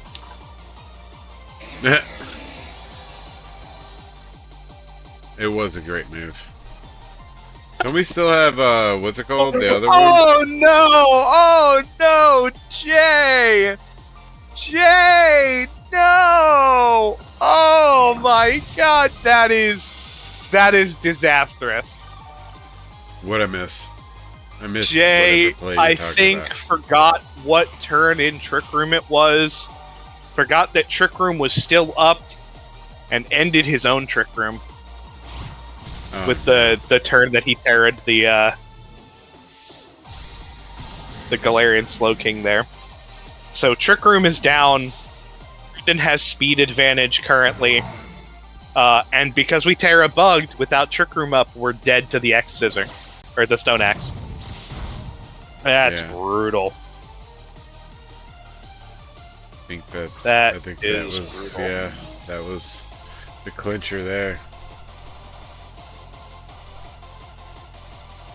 We got stones up, obviously. Yep. Well, for the 1/8 damage it does to the Rotom here. Still. Yeah. Correct. I should have brought Cleavor all the games against Jordan. I didn't even think about how much actual like good work it does against the team that he had. The rock bug type would have really handled shit pretty well.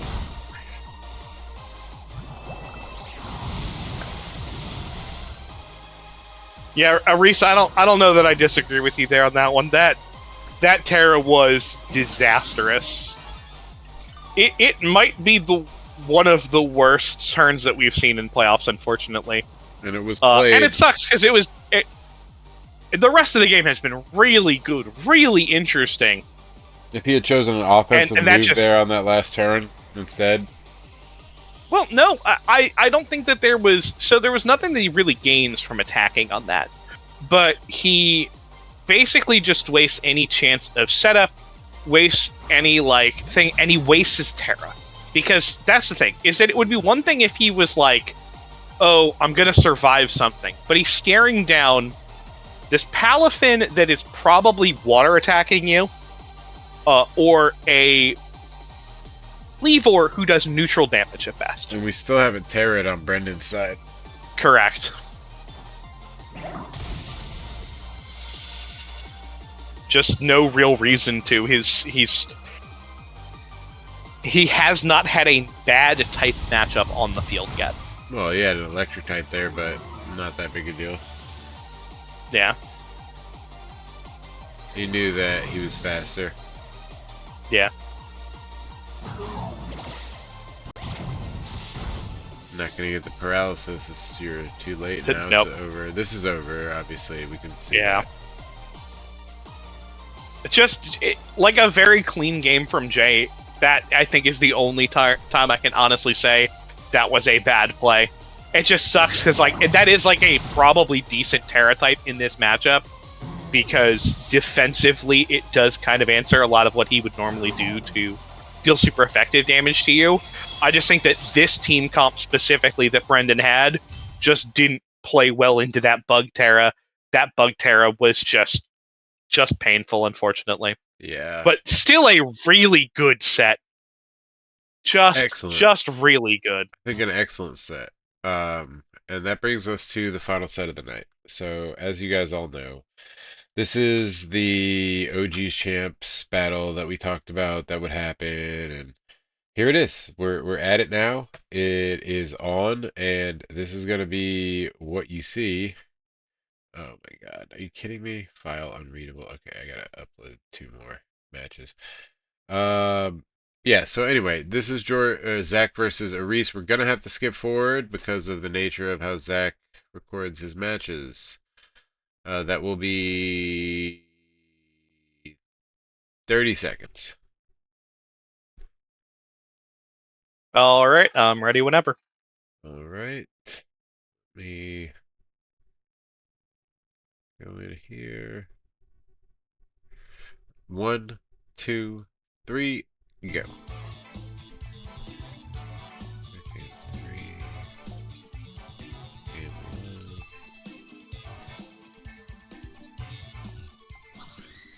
3. Okay, I see.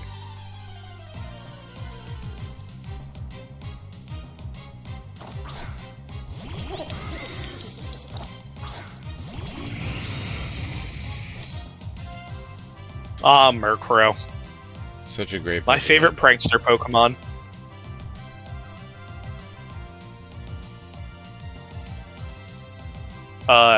Fucking Season 8 made me love that bird. It's a great bird. It's such a good bird.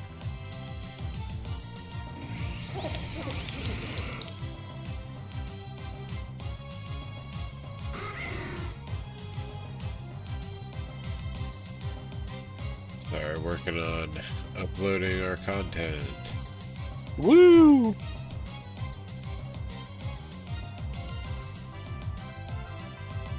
People like to see it. So far, still, for whatever reason, it's like the most popular match of the year is like some random match between JG and Zach.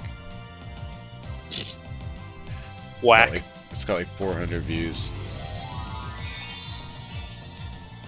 Which is not, you know, for other YouTubers, so not that much, but look, we're not trying to get high view counts. We're just shocked when something does.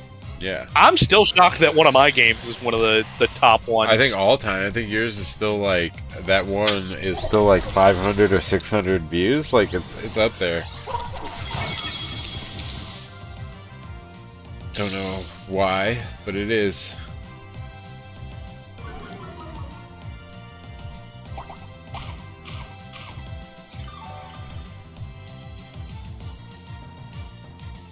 And it like was just a random game. That's like the clincher, right? Is that it like wasn't a big deal. It was just a random game, and like it wasn't even that impressive, no offense. But like it was like an average game, you know? Ian, none taken.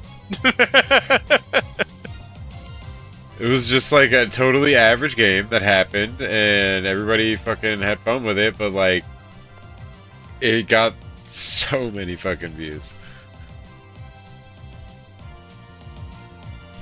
Playlist season 10. We got a whole playlist, guys. If you ever go onto the YouTube, you can check out the playlist, which for each season, we usually have a playlist for each season, has all of the individual recorded matches as well as the streams. The individual recorded matches are graded for children. The streams are certainly not rated for kids. But do not let your children watch that.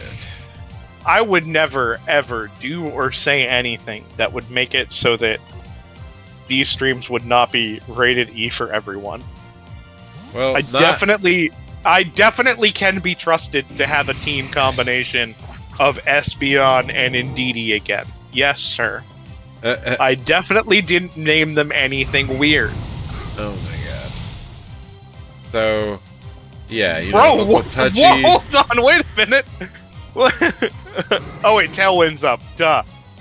I was like, whoa, why is that bird so fast? Pranks to Tailwind, baby. That's crazy. Tailwind. I forgot that Tailwind went up on turn 1, and I was like, why did we just outspeed the +1 Volcarona? It's all a mystery. Oh, I gotta upload. We're doing those. Okay.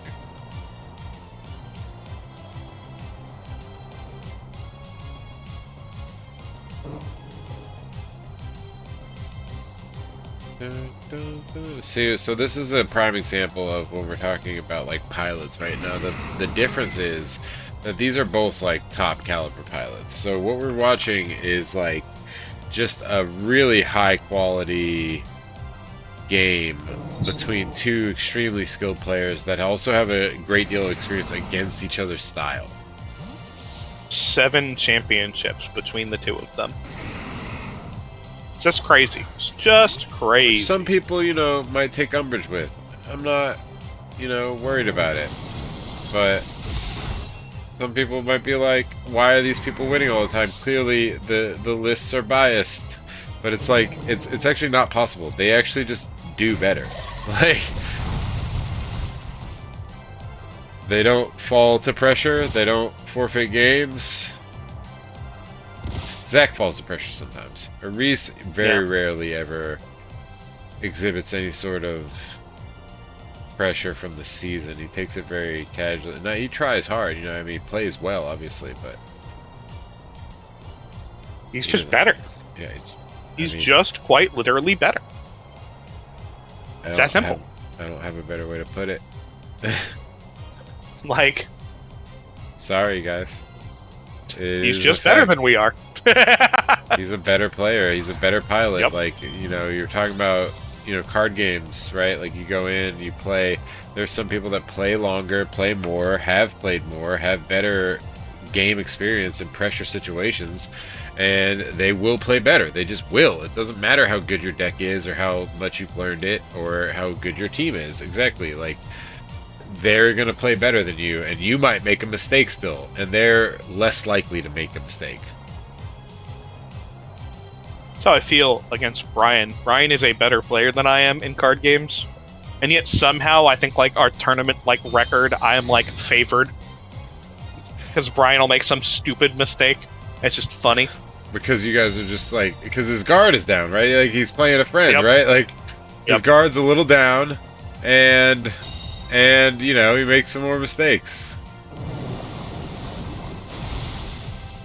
And Brian is a top caliber player. In Yu-Gi-Oh! At least. Yeah, Jordan, Aris is definitely Tom Brady. Zach is Mahomes. Dan is Lamar Jackson. Oh my god. Look, you don't have to be a sports fan to get that reference. No, you don't. Sorry about that. Ravens fan. No, you don't. No, Sorry. Next. dude, I love that, like, even in the face of a water type, this Tyranitar doesn't have to be afraid of getting muddy watered, because it's like, oh no, I've got a Spadef boost from the weather and from my assault vest.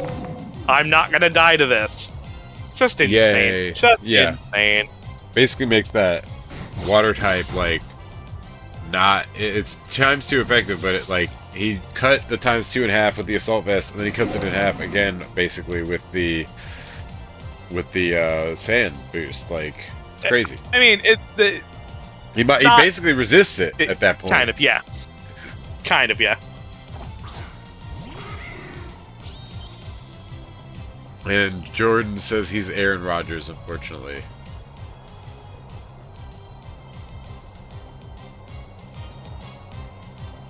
A-Rod. Come on, man. No. That A-Rod is baseball. Oh, got him mixed up there. Look at me. Yeah. Sports fan.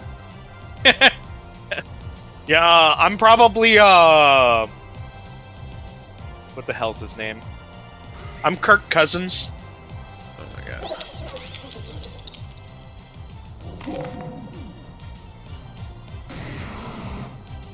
god. Brendan, this is game 1 of the final match. So you've missed your games. You've missed Ian's games. You missed Ian and Jordan.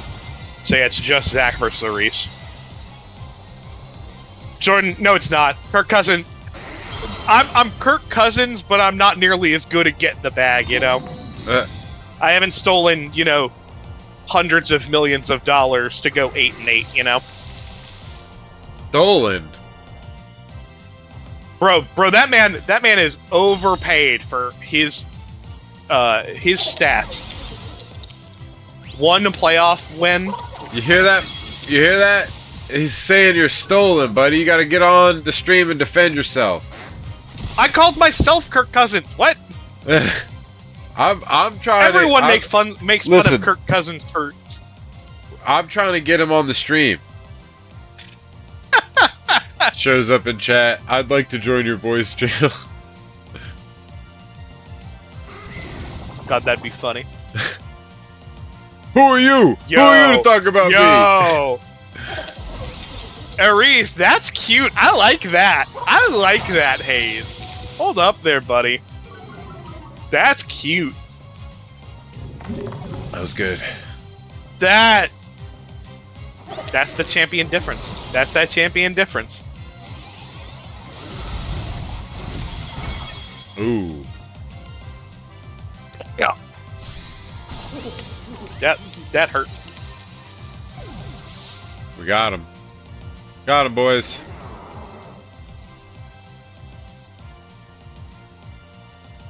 Rested in Piff's Cinejack mascot, or Applejack's mascot. Great mascot, by the way. Fantastic.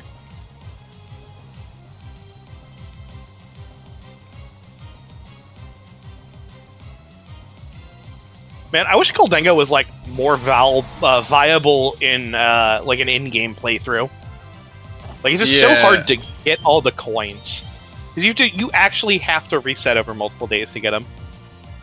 Well, I mean, you could just take a long ass time. No, like, yeah, but that's boring. That's lame. That takes too long.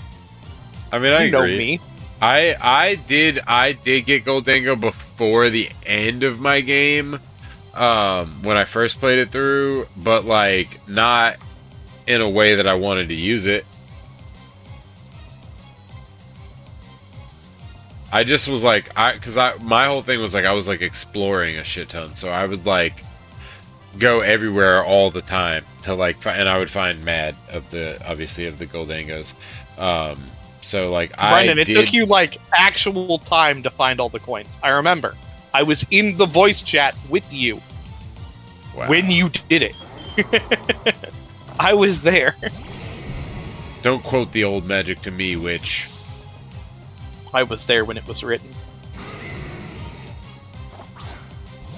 And I already had my capture card by that point because I got that during season 8. Also, C.S. Lewis was season a 7. piece of shit. I'm just gonna say it. Lion, Witch, and the Wardrobe, biblical allegory as it may be. C.S. Lewis was a piece of shit. Tolkien is 1,000 times better. Both religious men. Tolkien just thought, how about I don't like self-insert like in all my stories? Yep. Accurate.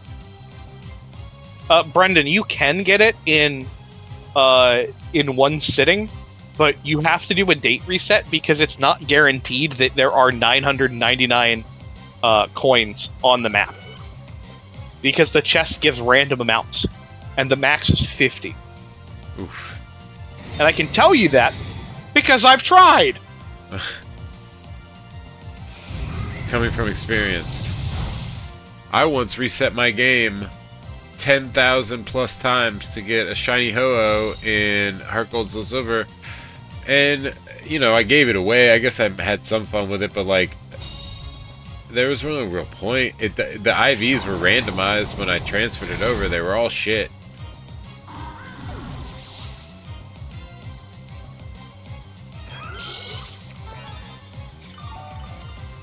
But I had fun, I guess. That is my most viewed YouTube video, and I know why it is, because when I was doing the hunt, I was like, is this even possible? Is there footage of it? And I could not find anybody that had footage of Shiny encountering the Ho-Oh in Heart Gold Soul Silver, and I was like, or Gold Silver, like on the remakes even, and I was like, fuck it! Like, I'm gonna keep doing it, and then I did it, and then I put that video up so that other people who would search for it could be like, somebody did it, I can do this. I still remember you hunting the Celebi. I need to go back to that. That is one thing I want to do, is hunt that Celebi, because that is built into the game, and I have it. Alright, back to the match. All the matches are scheduled to upload, by the way. You can watch them all at midnight on the playlist, and that will be followed, obviously, by the stream replay as well, if you'd like to join that later, but I won't be watching that. You can see Zach is very much in the tank here because he knows that he is in a very unfortunately poor position, having to go against the Rain Core still, even if he does have the Water Absorb or Storm Drain. This last Respects just gets to hit so hard, and there's just so much damage left on Arise's team, and not much damage left on Zach's. That's true. And there's, yeah, it's just not there. We're not where we need to be. Yeah. He needs to take out, obviously, because that's the biggest offensive threat left on the roster. So if he can eliminate this Pokemon before it doesn't happen. Yeah, unfortunately, we just get cleaned up by the last Respects here. Naked normal type weather ball. Normal type weather ball. And the crit. Look at that. Hey, we survived. He just taps A. I like your style, yeah. Zach. You were ready. Everybody was ready. Just turbo tap A. Everybody was ready for this. He didn't forfeit. He didn't surrender. I would have just did follow me. I would have just did follow me. Yeah, honestly. for the memes, right? I would have taken. I know I'm dead. It's 200 accuracy moves. I'm just clicking follow me for the memes. I might even put protect on there. Like, protect, follow me. Fuck you. Dude, but this is the playoffs. I'm gonna make you work for it. Dude, Brian got upset at me one time because we played in, I think it was last season, and there is a turn where it's like the last turn of the game, or the second to last turn of the game, and I hit protect. And he's like, "You have no way to win the game. Why are you protecting there?" And I was like, "Well, there is like the 1% chance where I protect this turn, your tailwind goes out, next turn you miss, and I win the game." And Yeah. like that can happen, and I have to play for that. You have to like sometimes there is a reason, right? Like and that is a prime example of that the situation you just mentioned is like sometimes yeah, like Muddy Water might miss next turn and I might hit this turn, killing that shit. Like it's fucking worth it if I have a chance. This is playoffs. Like but we're gonna skip to 39 seconds here. 39. All right. Yes. Now this is game two, you know. Um context wise, what you guys can see here, I have placed my match first, and Dan and Mike had the 2-0. I got the 2-0. We got the 3-0 at the last one. Is this gonna be a 2-0? Is this gonna be such a good game that I put it as last because that second fucking game, Aris just played his ass off and turned a fucking 1v6 around? I don't know. All right, I didn't watch the matches. Okay, I fucking they turned the matches in. I had my match against Jordan late as fuck. We were at like it was like 10:30 by the time we started battling on Friday night, and I had to like get ready for my regional event. Which, by the way, now that we're on it, because I'm away from my computer, can't start the video yet. I had a Digimon regional today. I fucking did not think I was gonna do that well. I thought I'd leave early with my son and wife. Um, but instead, I went all 6 rounds, and I went 4-1-1. So I tied one game. I lost the first game against the person who won the whole thing, and also basically myself because I misplayed in game three. But myself, and then the last person I lost to in round six, fucking, I lost to game two. I won game one. I lost game two because I actually misplayed and forgot to play a card that like would have recurred. It's a whole thing, whatever. And then game three, I had game on board. Time went off in overtime, and they would not let me finish my turn. They wouldn't fucking do the. There's a rule breakdown for Digimon where like if there's a tie, there's a way to decide who wins. And they were like, "Nah, we're just doing ties." And I was like, "I have every possible point of victory. I have. I have the game in hand. I can win. I have like the more security. I can like life points, whatever you want, in whatever game I can win." And they were like, "Ah, it's a tie." And I was like, "Okay, whatever." So I tied. And in the regional, I placed ninth out of the players, and that was top 16. So I did get prized out, and that was cool. I had a good time. If I hadn't tied, I actually would have bubbled into top four, and I would have got an invite to nationals. And I fucking am a little miffed that the guy slow played me in time because that is what happened. But whatever. Moving on. I'm back at my computer. 39 seconds. All right, I'm ready. All right, 1, 2, 3, go. We got the Follow Me Rocky Helm from the Clefable. Using my daughter to just total ill intent.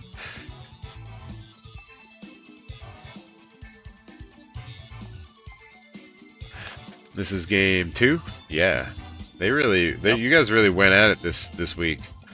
Max potential rounds next week. 6 potential matches next week. This one we had 8 replays. 6 are max next week, and then again 3 max the following week. So we're starting to tone it down. Potentially 4 games next week. We could have a normal time stream, like an hour. The one thing we know is that no matter what, we can get it. We will have recordings of every game for the remainder of the season. Yeah, we have capture cards on every side of the bracket. So there we go. No more unrecorded. Semifinals and finals will be recorded. Dude, it like kind of sucks to be like, yeah, like the people who are recording our matches, we're at a distinct disadvantage because people know exactly what we're doing in all of our games. Yeah. But at the same time, it's more fun this way. So There That's was why a I don't huge care. debate when we first went into this format, right? So, like, at first, I was the only one with a capture card, first of all, and I was also the only one willing to do it because of the way that the replays work. Like, they could see everything. They could see your items. They could see your move choices. They could see literally your thought process. And Zach was a huge person that was like, I don't want to be people to see my shit. And we really didn't actually have that beforehand. We just had the replay codes, which is fine. And they also went faster. Go figure. Yeah. But we used to be able to do like 10 matches a fucking stream in the same amount of time we do these ones. But the fact of the matter is, like, the stream was a huge part of the PLC and people wanted to be a part of that. So, like, players who wanted it got capture cards and have participated. And, like, also statistically speaking, the players with capture cards do fucking best. Go figure. Except Dan. Dan doesn't have a capture card. Correct. He doesn't have a capture card, but still does really well. Oh yeah, I meant yeah, but every other player that has a capture card is ranked higher than him except for Brendan, and I think that's because Brendan hasn't had as many seasons as him, though. Yeah. I think Brendan only joined. This is his fourth year, I want to say. This is his fourth year. I think he joined in season 6. It's a good question, actually. That would make this his 5th then. Let's refer to the sheet. Season 6, yeah. So this would be his 5th season. Okay. He's been around. Yeah. Oh god, I gotta go get the screen caps after this. I don't want to do that shit. Whatever, I have to. Should have done it on Friday night, but everybody submitted their replays at like 1 a.m. Because they all played Friday night. Yeah, but everybody but me. I was the last one. Me and Jordan were the last ones. Like, everybody else played by like 7 p.m. and nobody uploaded their matches until like 1 a.m. I was like so pissed off about it. Because I was going to get all the clerical work out of the way, and now I have to do it on the back end. Terra Earth here, very early on. He does get to kill the T-Tar. Terra Ground, he belly drummed. And then... Is that a role that we live by? No, Focus Sash. Okay. And also, Zach just didn't target the Snorlax. Go figure.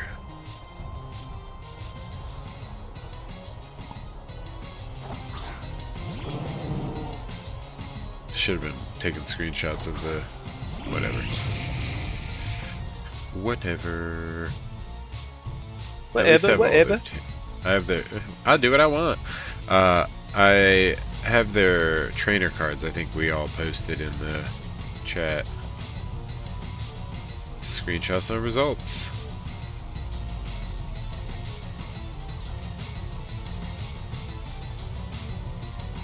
Except for fucking Aris and Zach, of course. There was a period of time where Zach was lying to me. Aris didn't record. He was like, "Oh, my computer was fucking up." He played on handheld. And then Zach's like, "No, I didn't record that shit. Hell no." And I was like, "What the fuck, you guys?" Like, that was like the title match of the week.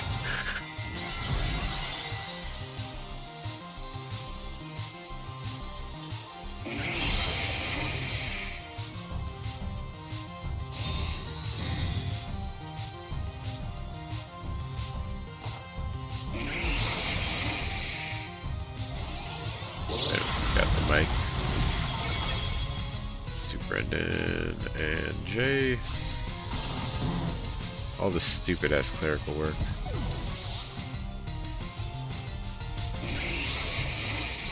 Look, I at least did the sheet, okay? You know. No, I mean, no, you did, and I appreciate everything you did. I was just nobody actually cares about the screenshots. The only reason I keep doing it is because we post them. I think they're kind of cool to keep track of, and now we have a historical precedent of keeping track of them, and they kind of like just fit the theme. Like if we were to submit this to the Smithsonian one day, which we never will because they won't be interested in it, but we would have the documentation.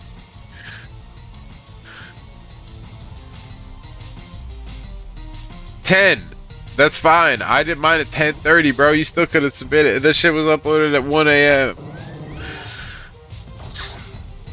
Oh, why did I save my own match replay? I already had that. Delete. Okay.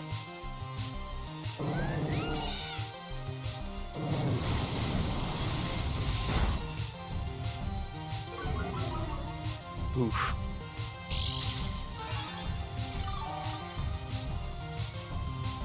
Who gives a fuck about Chase? Chase also fucking told Brian to fucking bring physical Torkoal. What the fuck? Why are we caring about what Chase has to say? He sounds like he doesn't know what he's talking about. Borderlands 2? Bro, Borderlands 3 is out. We're about to get Borderlands 4.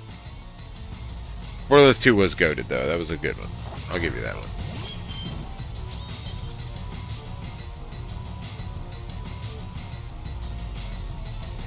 Kill a Watchel, man. Free hurricanes here. Dude, this bird is so impressive so often.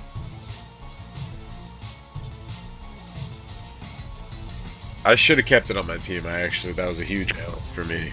Not huge, but because I got Rotom Heat for it. But like, should have kept it. Should have kept the Mandibuzz too.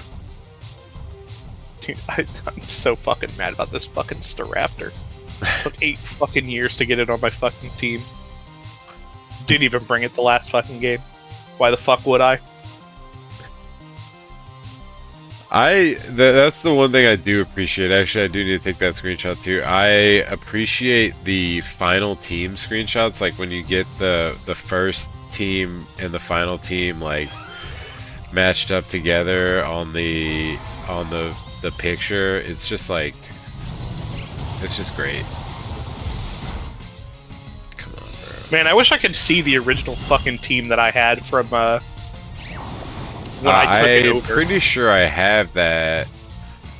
No, I mean when I took over it. Oh yeah, we would have to like go track that. Yeah, back. we could reconstruct it, but oh my god, just the sheer amount of idiocy we'd have to do that. Fuck this. Delete one row above so I can get them on the same. I'm not playing next season. I'm not taking over for fucking nobody next season either. I'll be back in season 12. Hell yeah. We'll play again then. You know, hopefully we'll be on Gen 10 by then. I think that will probably be the first Gen 10 season. Yeah.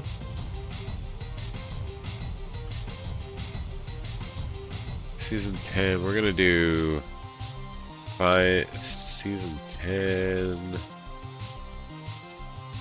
final roster.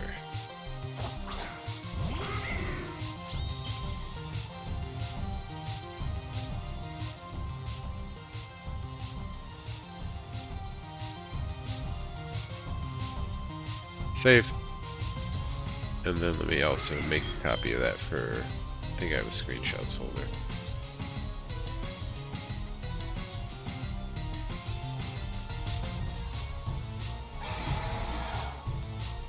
It's been an interesting game so far. Yeah, very back and forth. Yeah, I was shocked when the Snorlax kind of took so much damage on turn 1. And still managed to, like, get a turn of attacking, get some KOs. Like, this is just crazy. Okay, edit this. We're just going to rename this Season 10. And we'll keep those pictures in there. Then we're going to add folder. I've got a folder in here called Zach is Too High. Interesting.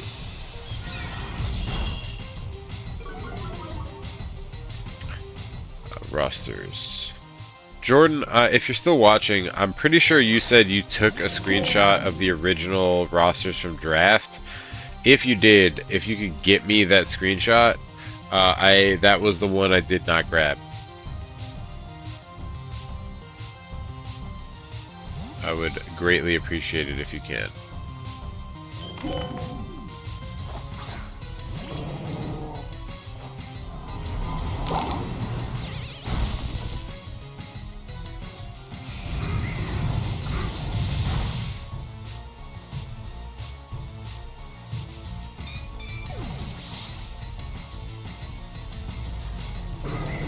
might be the most like I've seen a Murkrow click attacking moves that aren't foul play.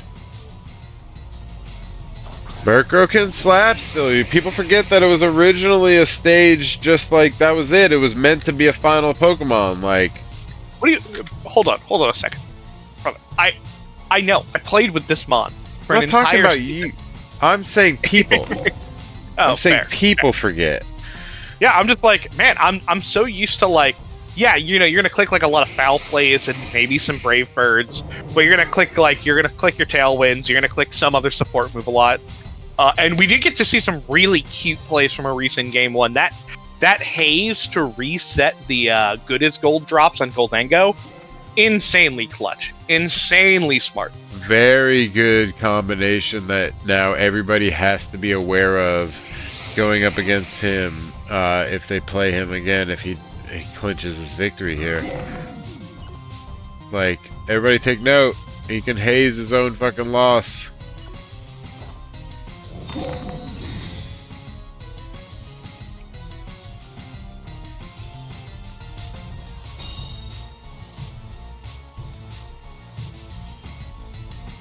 my god. Just mark all as red, whatever.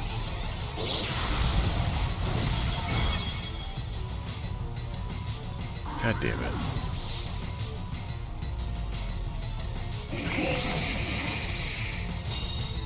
You have to deal with Outlook at your job? A little. It's like what we use for our email, but I get like 1 to 2 emails a day that I don't expect. For the most part, it's like clients in front of me sending me emails, so. If I... Oh my god, dude. If I don't...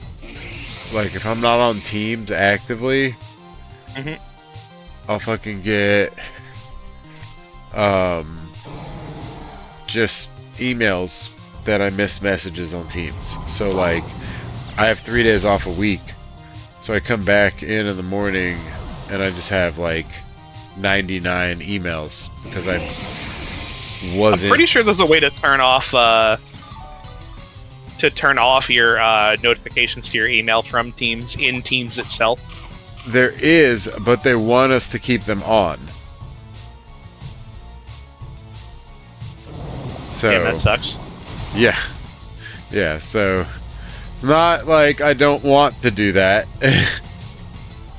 It's just that they want us to keep those on because they want to make sure that we see every single message, even the ones that come in when we're out, so they don't have to repeat themselves, even though they should fucking just repeat themselves. Whatever. Sleep. Jesus. Very clean game here. Just Both very players. clean gameplay from both sides.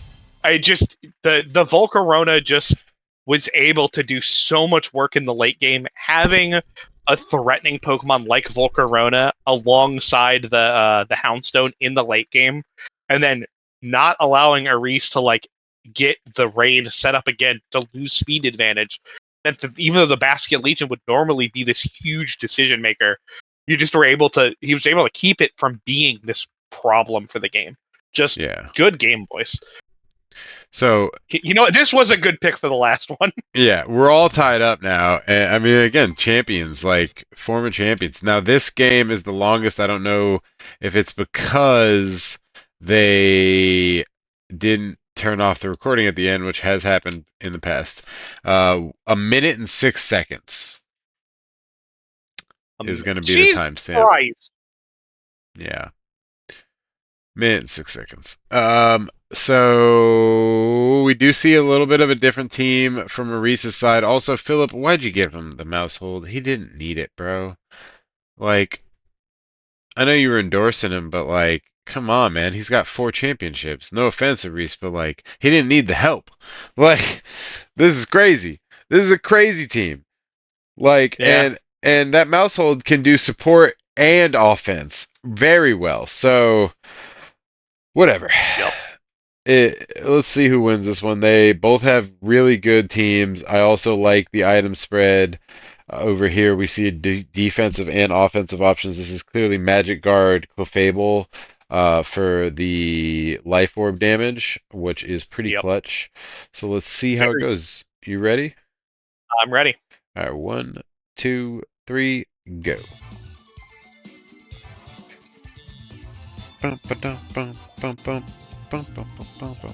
They just have so much games.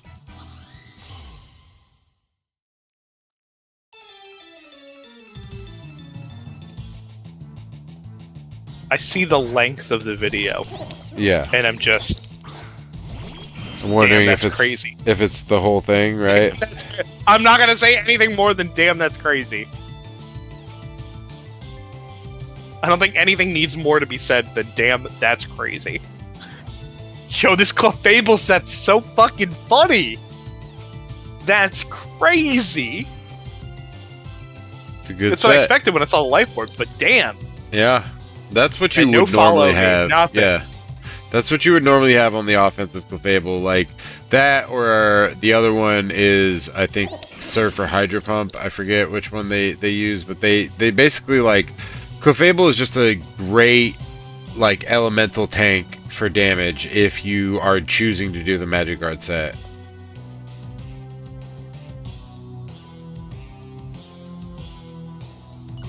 Zach weighing a lot of potential turn 1 moves here.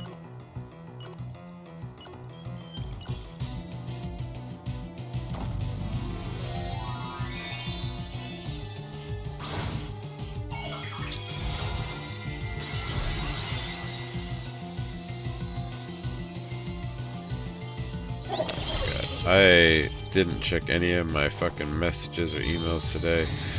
Regionals takes up a lot.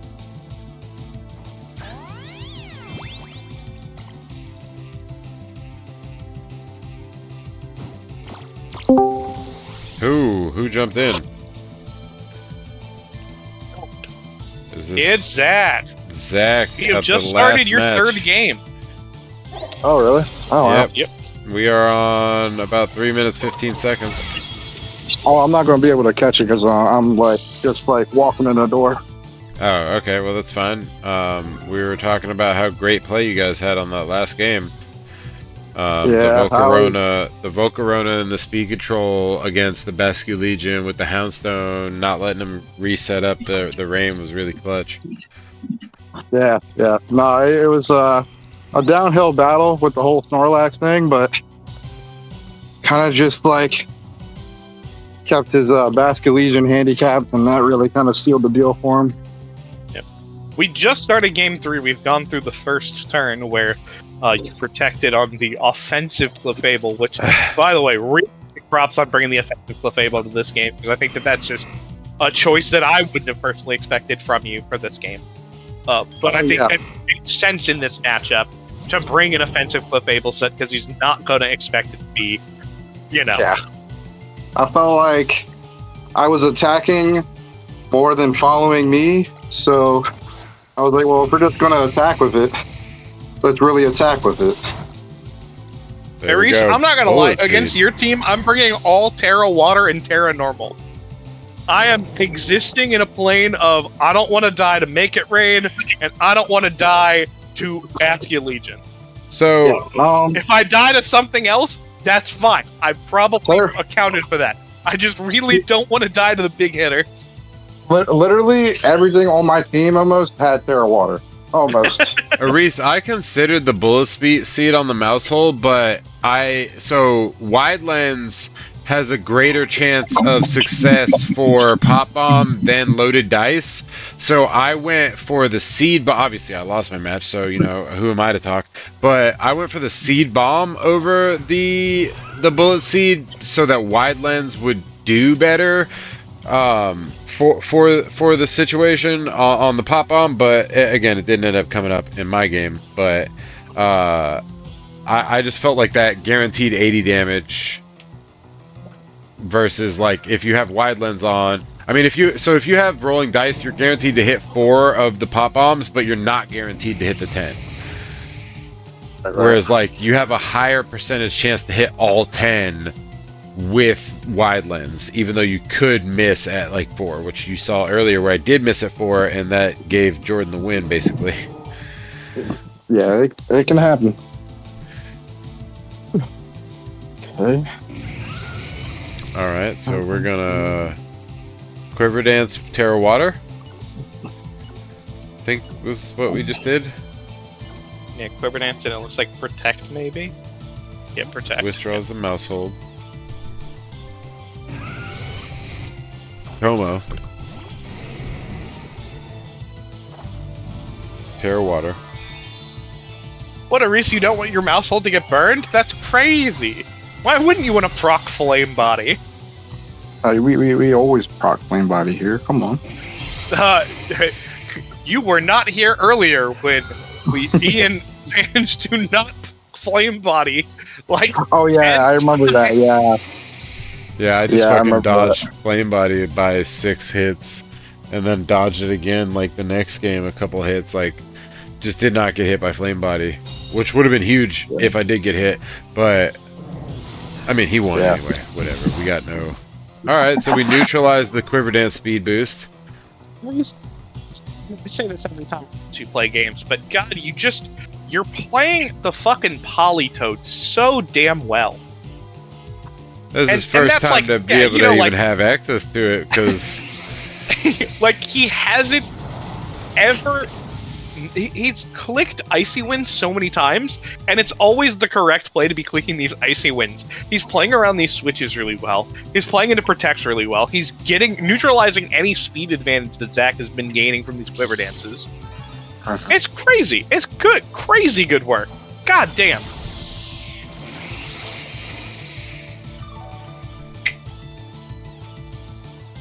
didn't get enough. Another Quiver Dance, maybe.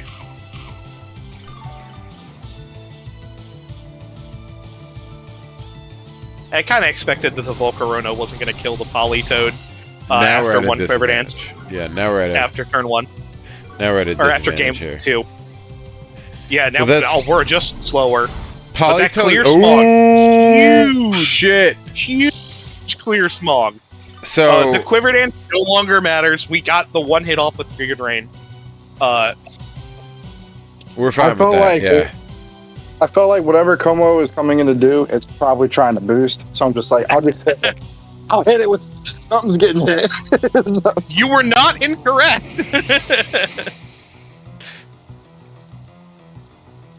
Earth power. No, all right, whatever. It just fuck sucks it. that, like, the one thing that sucks is that Zach doesn't have enough real damage against the Pokemon that are out. But Yeah.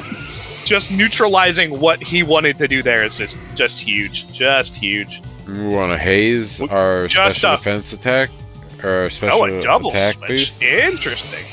Back into Mousehold, which is this Frengar Mousehold maybe? Oh, you storm drained your own Pokemon. Keep watching. Big damage, yeah. You got the special defense boost, or a special attack boost. That was all hurt. You absorbed your own. Oh wait, did you attack your Gastro or does No, it, no. if you Storm use a Drain water will move? take any singular hitting water move. So, like, if it I- had done I- Surf, which he doesn't have access to, but if he had done Surf, it would have Storm Drain, but it still would have Surf still would have hit the other two. Yeah, but I got Yeah. the boost. I got the boost on the Gastro, so I was like, Yeah, actually has the ability to deal damage, which is not a thing that it's really able to do a whole ton of. Especially In the with the rain, rain I up. would do Yeah, with the rain out, like being able to hit off a muddy water in the rain with a special attack boost is pretty big. That was good play. That's cute. That's cute, Zach. Yep. I mean, this is like the caliber of games that you can expect from having like two champions, like back-to-back champions even, just going head-to-head. Like, What a fucking game so far. This has been a really good set. All the games so far have been really, really good. Holy shit. yeah. This round, this is probably one of the best rounds that we've ever had in PLC, honestly. Like, Bro, every single game was What so the clutch. fuck? Oh my god! That is Red. a perfect read. That is a perfect read, Zach. Read them like a book. Oh And now my god! We got one more sandstorm before this Murkrow dies. We don't even have to target it. It may not die. I think it might survive. No, that's low enough to die to a sandstorm hit. It depends, because remember that the visual health bars are not great. That's true. He could also move in rain here, obviously, to keep it alive if he wanted to. If he was thinking that we would just let it take that last hit from sand and prioritize the mouse hold. But I mean, look at the scoreboard too. We've got the 6-5, but like it's no clear victor here right now. Yeah. Dude, just it's been a bust the move really off. good played game. 10 minutes into the game itself, and like only one Pokemon is fainted. Prankster Rain Dance That'll gets do rid it of every that time. sand. Keep Murkrow alive. Doesn't matter. We're gonna eat this bullet seed. Crit chance, maybe 2 times. See, so he doesn't even have roll. He doesn't even have the dice. See, like Seed Bomb would have done better there. Slam dunk for Ian. I made the right call. But yeah, no, Seed Bomb would have done better. It wouldn't have killed. Don't get me wrong. Would not have killed. But it would have done better. We take out both the support options. Yeah, I'm feeling We really still good. got a lot of damage in the back. Yeah, I'm feeling really good now that I don't have to worry about Prankster, anything really, like Cole. And I'm you took fine out with Polytoad too? Was that Polytoad that died? Guard's done with. No, it wasn't Polytoad. Polytoad's It was... still in the back. Okay. Preparing for Murkrow has been the bane of my existence for this entire set. Have So you I'm feeling terra'd pretty yet? good. He already terra'd. Yeah, he terra watered the... Okay. The Volcarona, yeah. Corona. Okay, so we've got his Terra, Steel, Make It Rain going on here. Not looking great against what we have on the field, which is a Rock type and a Fairy type, so we're not happy about it. Yeah. And as Aris said, like, he knows that he's got a good pin here. There's nothing really that can be done in He this has to scenario switch. that Yeah, he has to saves switch. both Pokemon. You're He under has to threat switch for of Rain. yeah. And Polytoad's still in the back, so... Yep. And like here, I'm like, there's like, I don't think that there's any switch that beats Make It Rain plus Last Respects. No, this is a Protect huge... is good, but I'm not expecting Protect in this game from Tyranitar after seeing The gamble. I'm going for 2 Mons that can take a Make It Rain. So that now Goldengo's on a -1, and it has to keep that -1. And Or switch, yeah. Gaster lives. we eat. You can survive a Last Respects probably as well. Uh-huh. Now the question is, do we leave this Gastrodon in? Because we might want it to Storm Drain for our other types later. I think we leave it in. I think we Protect, personally, but probably not going to do that. And also, I'm not a fucking 3-time champion, so who the fuck am I?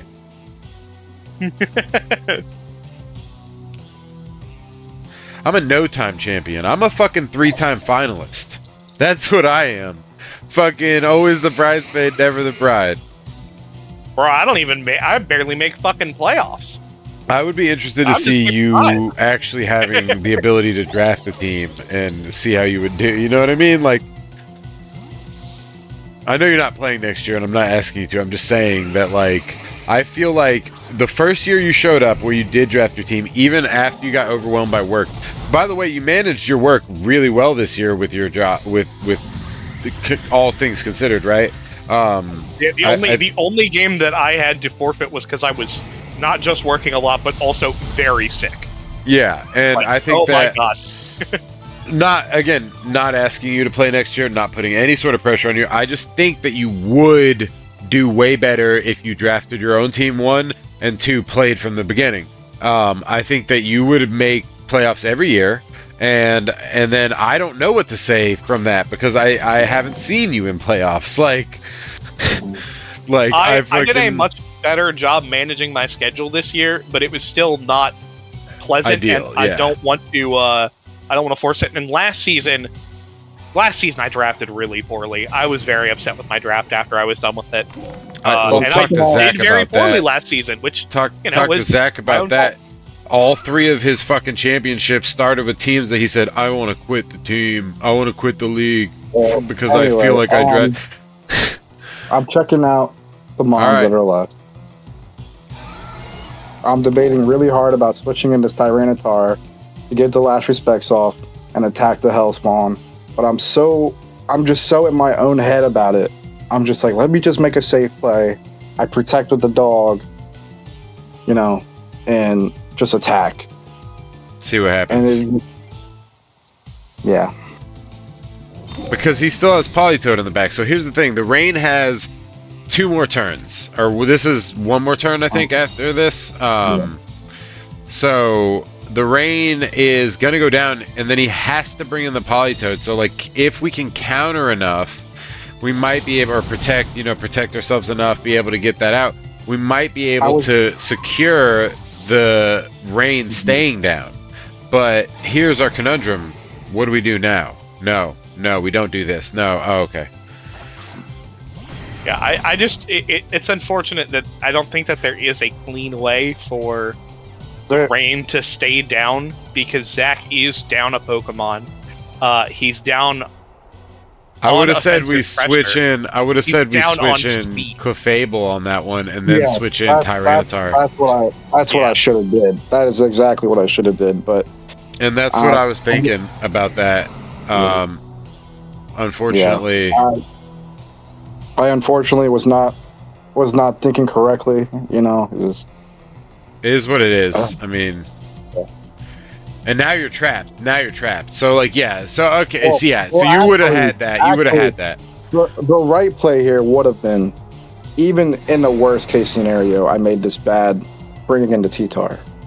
What I could have also did was just switch out into the Fable, sack the Clefable, and then knock off one-shots the Hellspawn. Because I know he wasn't going to kill the Tyranitar. Yeah. That would have been the play. I think Clefable would have ate that. Clefable's at full health. Maybe. Yeah, maybe. But I instead, think Clefable would have ate that. And then, you sold. That's it. Yeah. That's it. Yeah, it was just, I don't know. If you had switched in, even in that scenario, actually, it would have even been better. It would have even been better that you did do the play you did the turn before. Because if you had switched out, and the Clefable, even if the Clefable died, okay, it wouldn't have mattered. And I think the Clefable would have lived. It wouldn't have mattered, you're right. Yeah. And now we're in a position that's not unwinnable. This is still not an unwinnable position, but that Muddy Water that I assume he has is going to be our biggest threat. Yeah. I think it's just the biggest problem is that our Pokemon are slow. Irisa's Pokemon, while not fast, are faster, I think. Yes, they both are faster. There's still a whole ass Goldengo in the back. Yeah. And we're coming down to well. the last 2 minutes, and all Iris really needs to do is play defensive, and he probably wins off of just health. Yeah. Now, did we pick the right call? We did. We didn't outspeed. And we lost our accuracy. Okay. And yeah, I mean, Make It Rain just cleans up both of these 2 remaining Pokemon, so... Yeah. That's unfortunate. It's still a really fucking well-played game. I mean, the fact that it hinged down to 1 misplay... Yeah. The whole... I don't know why... And you know, the crazy part is, it's like, had I really thought about it, he never brings Swift Swim Basculegion. Even that Basculegion was not Swift Swim. It was that. Yeah, it's been Choice Scarf the whole time. He avoided the attack? Yeah. That's just disrespectful. That's just disrespectful. That's fucked. I mean, it's fine. It was not going to make a difference. No. Flamethrower in the rain, Decision to miss her. So yeah, no, it really comes down to you switching in the T-Tar too early. Yeah. I'll just, yeah.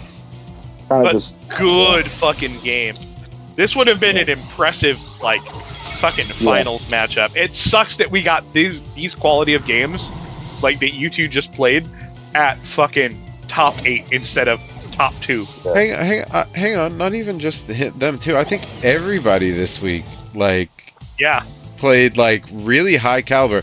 And again, I know I took the 2L, but like I think that I still played very well, and Brendan and Jay both played very well. There was some misplays on everybody's part, but I think, like you were saying, the top 8 of this series, first of all, is already the top 8 of the PLC historically.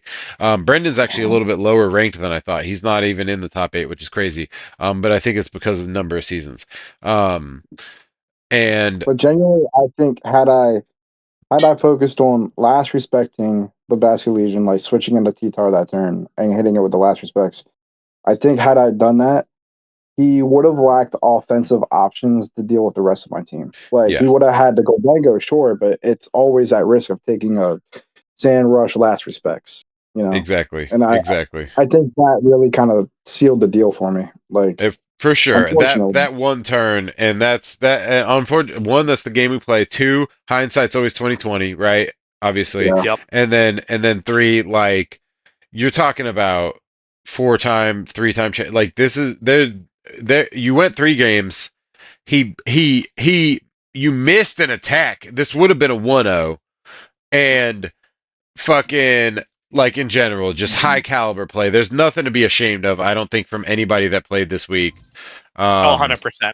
I think everybody did excellent, and I'm proud of everybody who made it to round 2. I'm proud of everybody who played in the season in general. This has probably been our most successful season. I think it's been the most fun season that everybody's had. There's been the least drama outside of the matcha than fucking every season, except for the beginning of the season. And then I think that everything was great. We had a great season, and we're going into semifinals now, guys. Congratulations! And that brings us to this infographic, which is the semifinals playoffs. So here we have, I got the updated list from our friend here, Speakman, and you can see that we have the top 4 players here. Now, these may look familiar. Many of them have been here before. In fact, all of them have been here before in the semifinals bracket, and all of them have also been in the finals bracket. So this is just top caliber players here going into the semifinals. Jordan, Brendan. Now that match I'm interested to see, because that's going to settle the discussion we had earlier, Speakman, of like, I personally put Jordan's team slightly above Brendan's in 2 respects, or 3 respects. I think that the team comp has more to offer overall. I think that the pilot is not fatigued as much. And what? Yeah, I'm not the argument. We already talked about it earlier, but yeah, it's going to be an interesting matchup to see. Either way, the finals is going to be one weather team versus one Indeedee team. Yes. So their match gets to be Battle of the Sexes, Indeedee female on Brendan's team. You know, you've got the redirection, you've got the inability to really do a whole lot of damage just because of its moveset not having the spread move, but it still gets Dazzling Gleam, but it doesn't have, expanding force.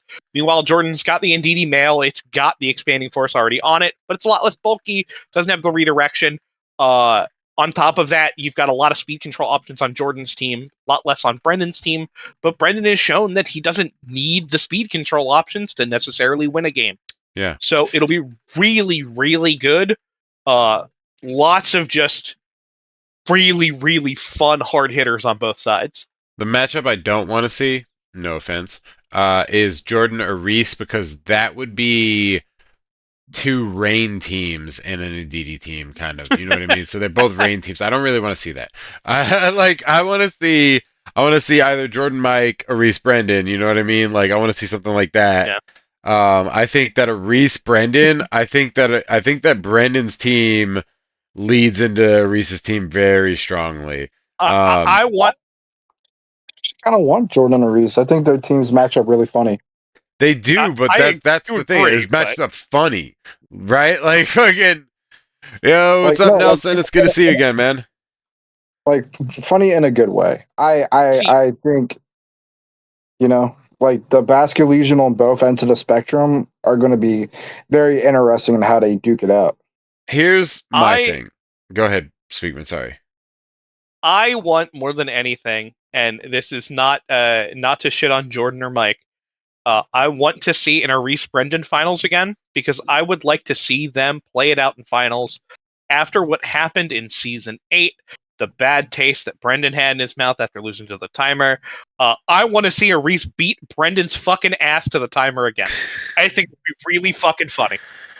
And so I imagine if they fight in finals, that at least the first game will be scheduled, like to avoid Nah, timer. Reese.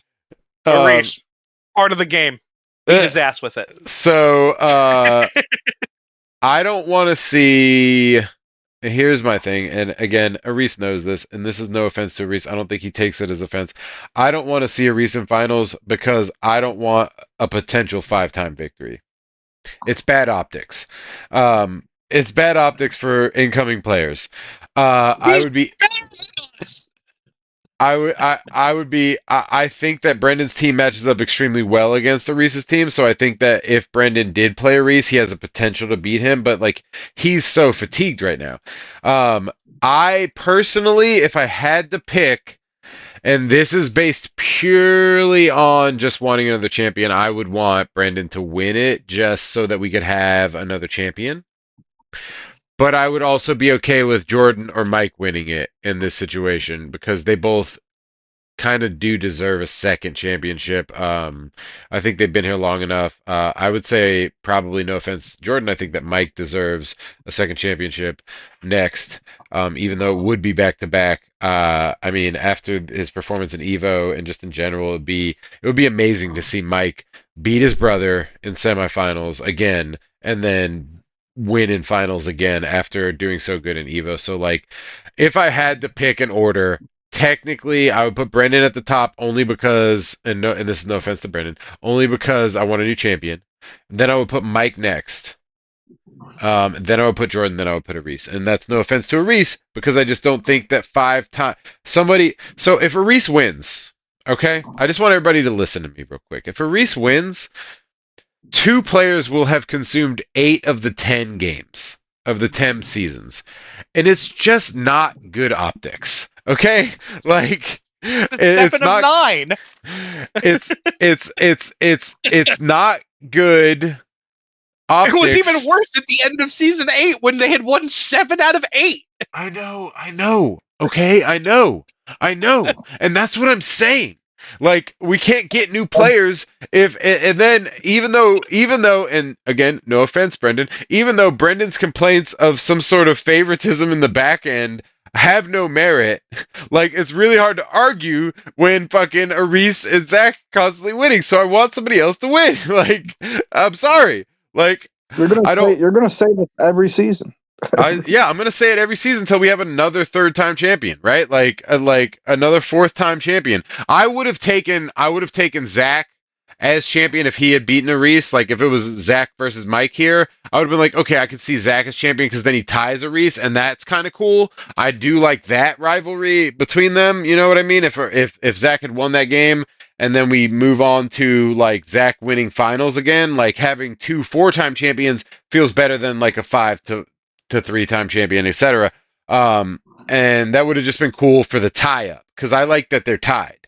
They were tied at 3 for a while. Like I would love to see them. I would love to see them tied again, but like I don't want it. Like I personally going into the playoffs, I wanted Jay to win. Yeah.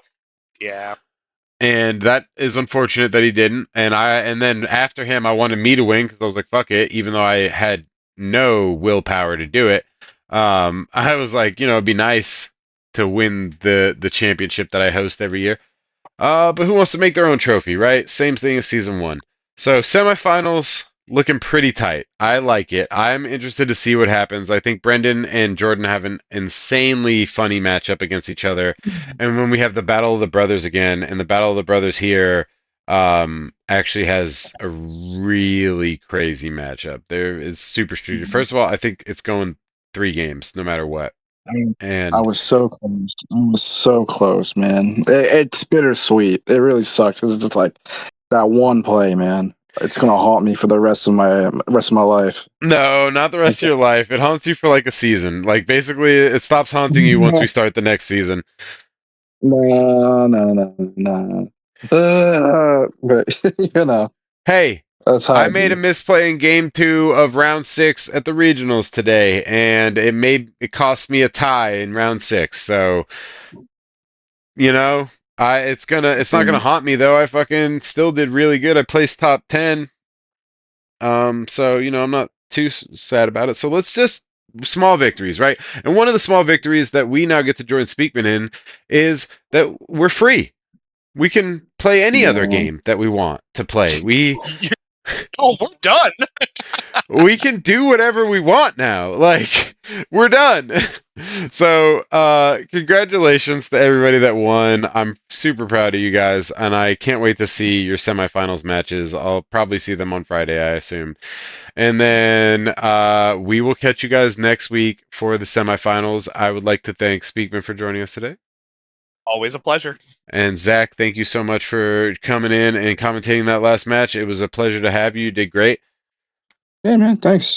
And we Try. will see you guys next week for semifinals. Hopefully, it will be at 10:30 because I work next week. I'm sorry, but Lame. yeah, I know. But we'll see you guys next week for that, and we'll see who wins and goes into the finals. So it's exciting. We're ending the season soon. Woo! Have a great night, guys. Thank you so much for joining us. Peace out. Peace.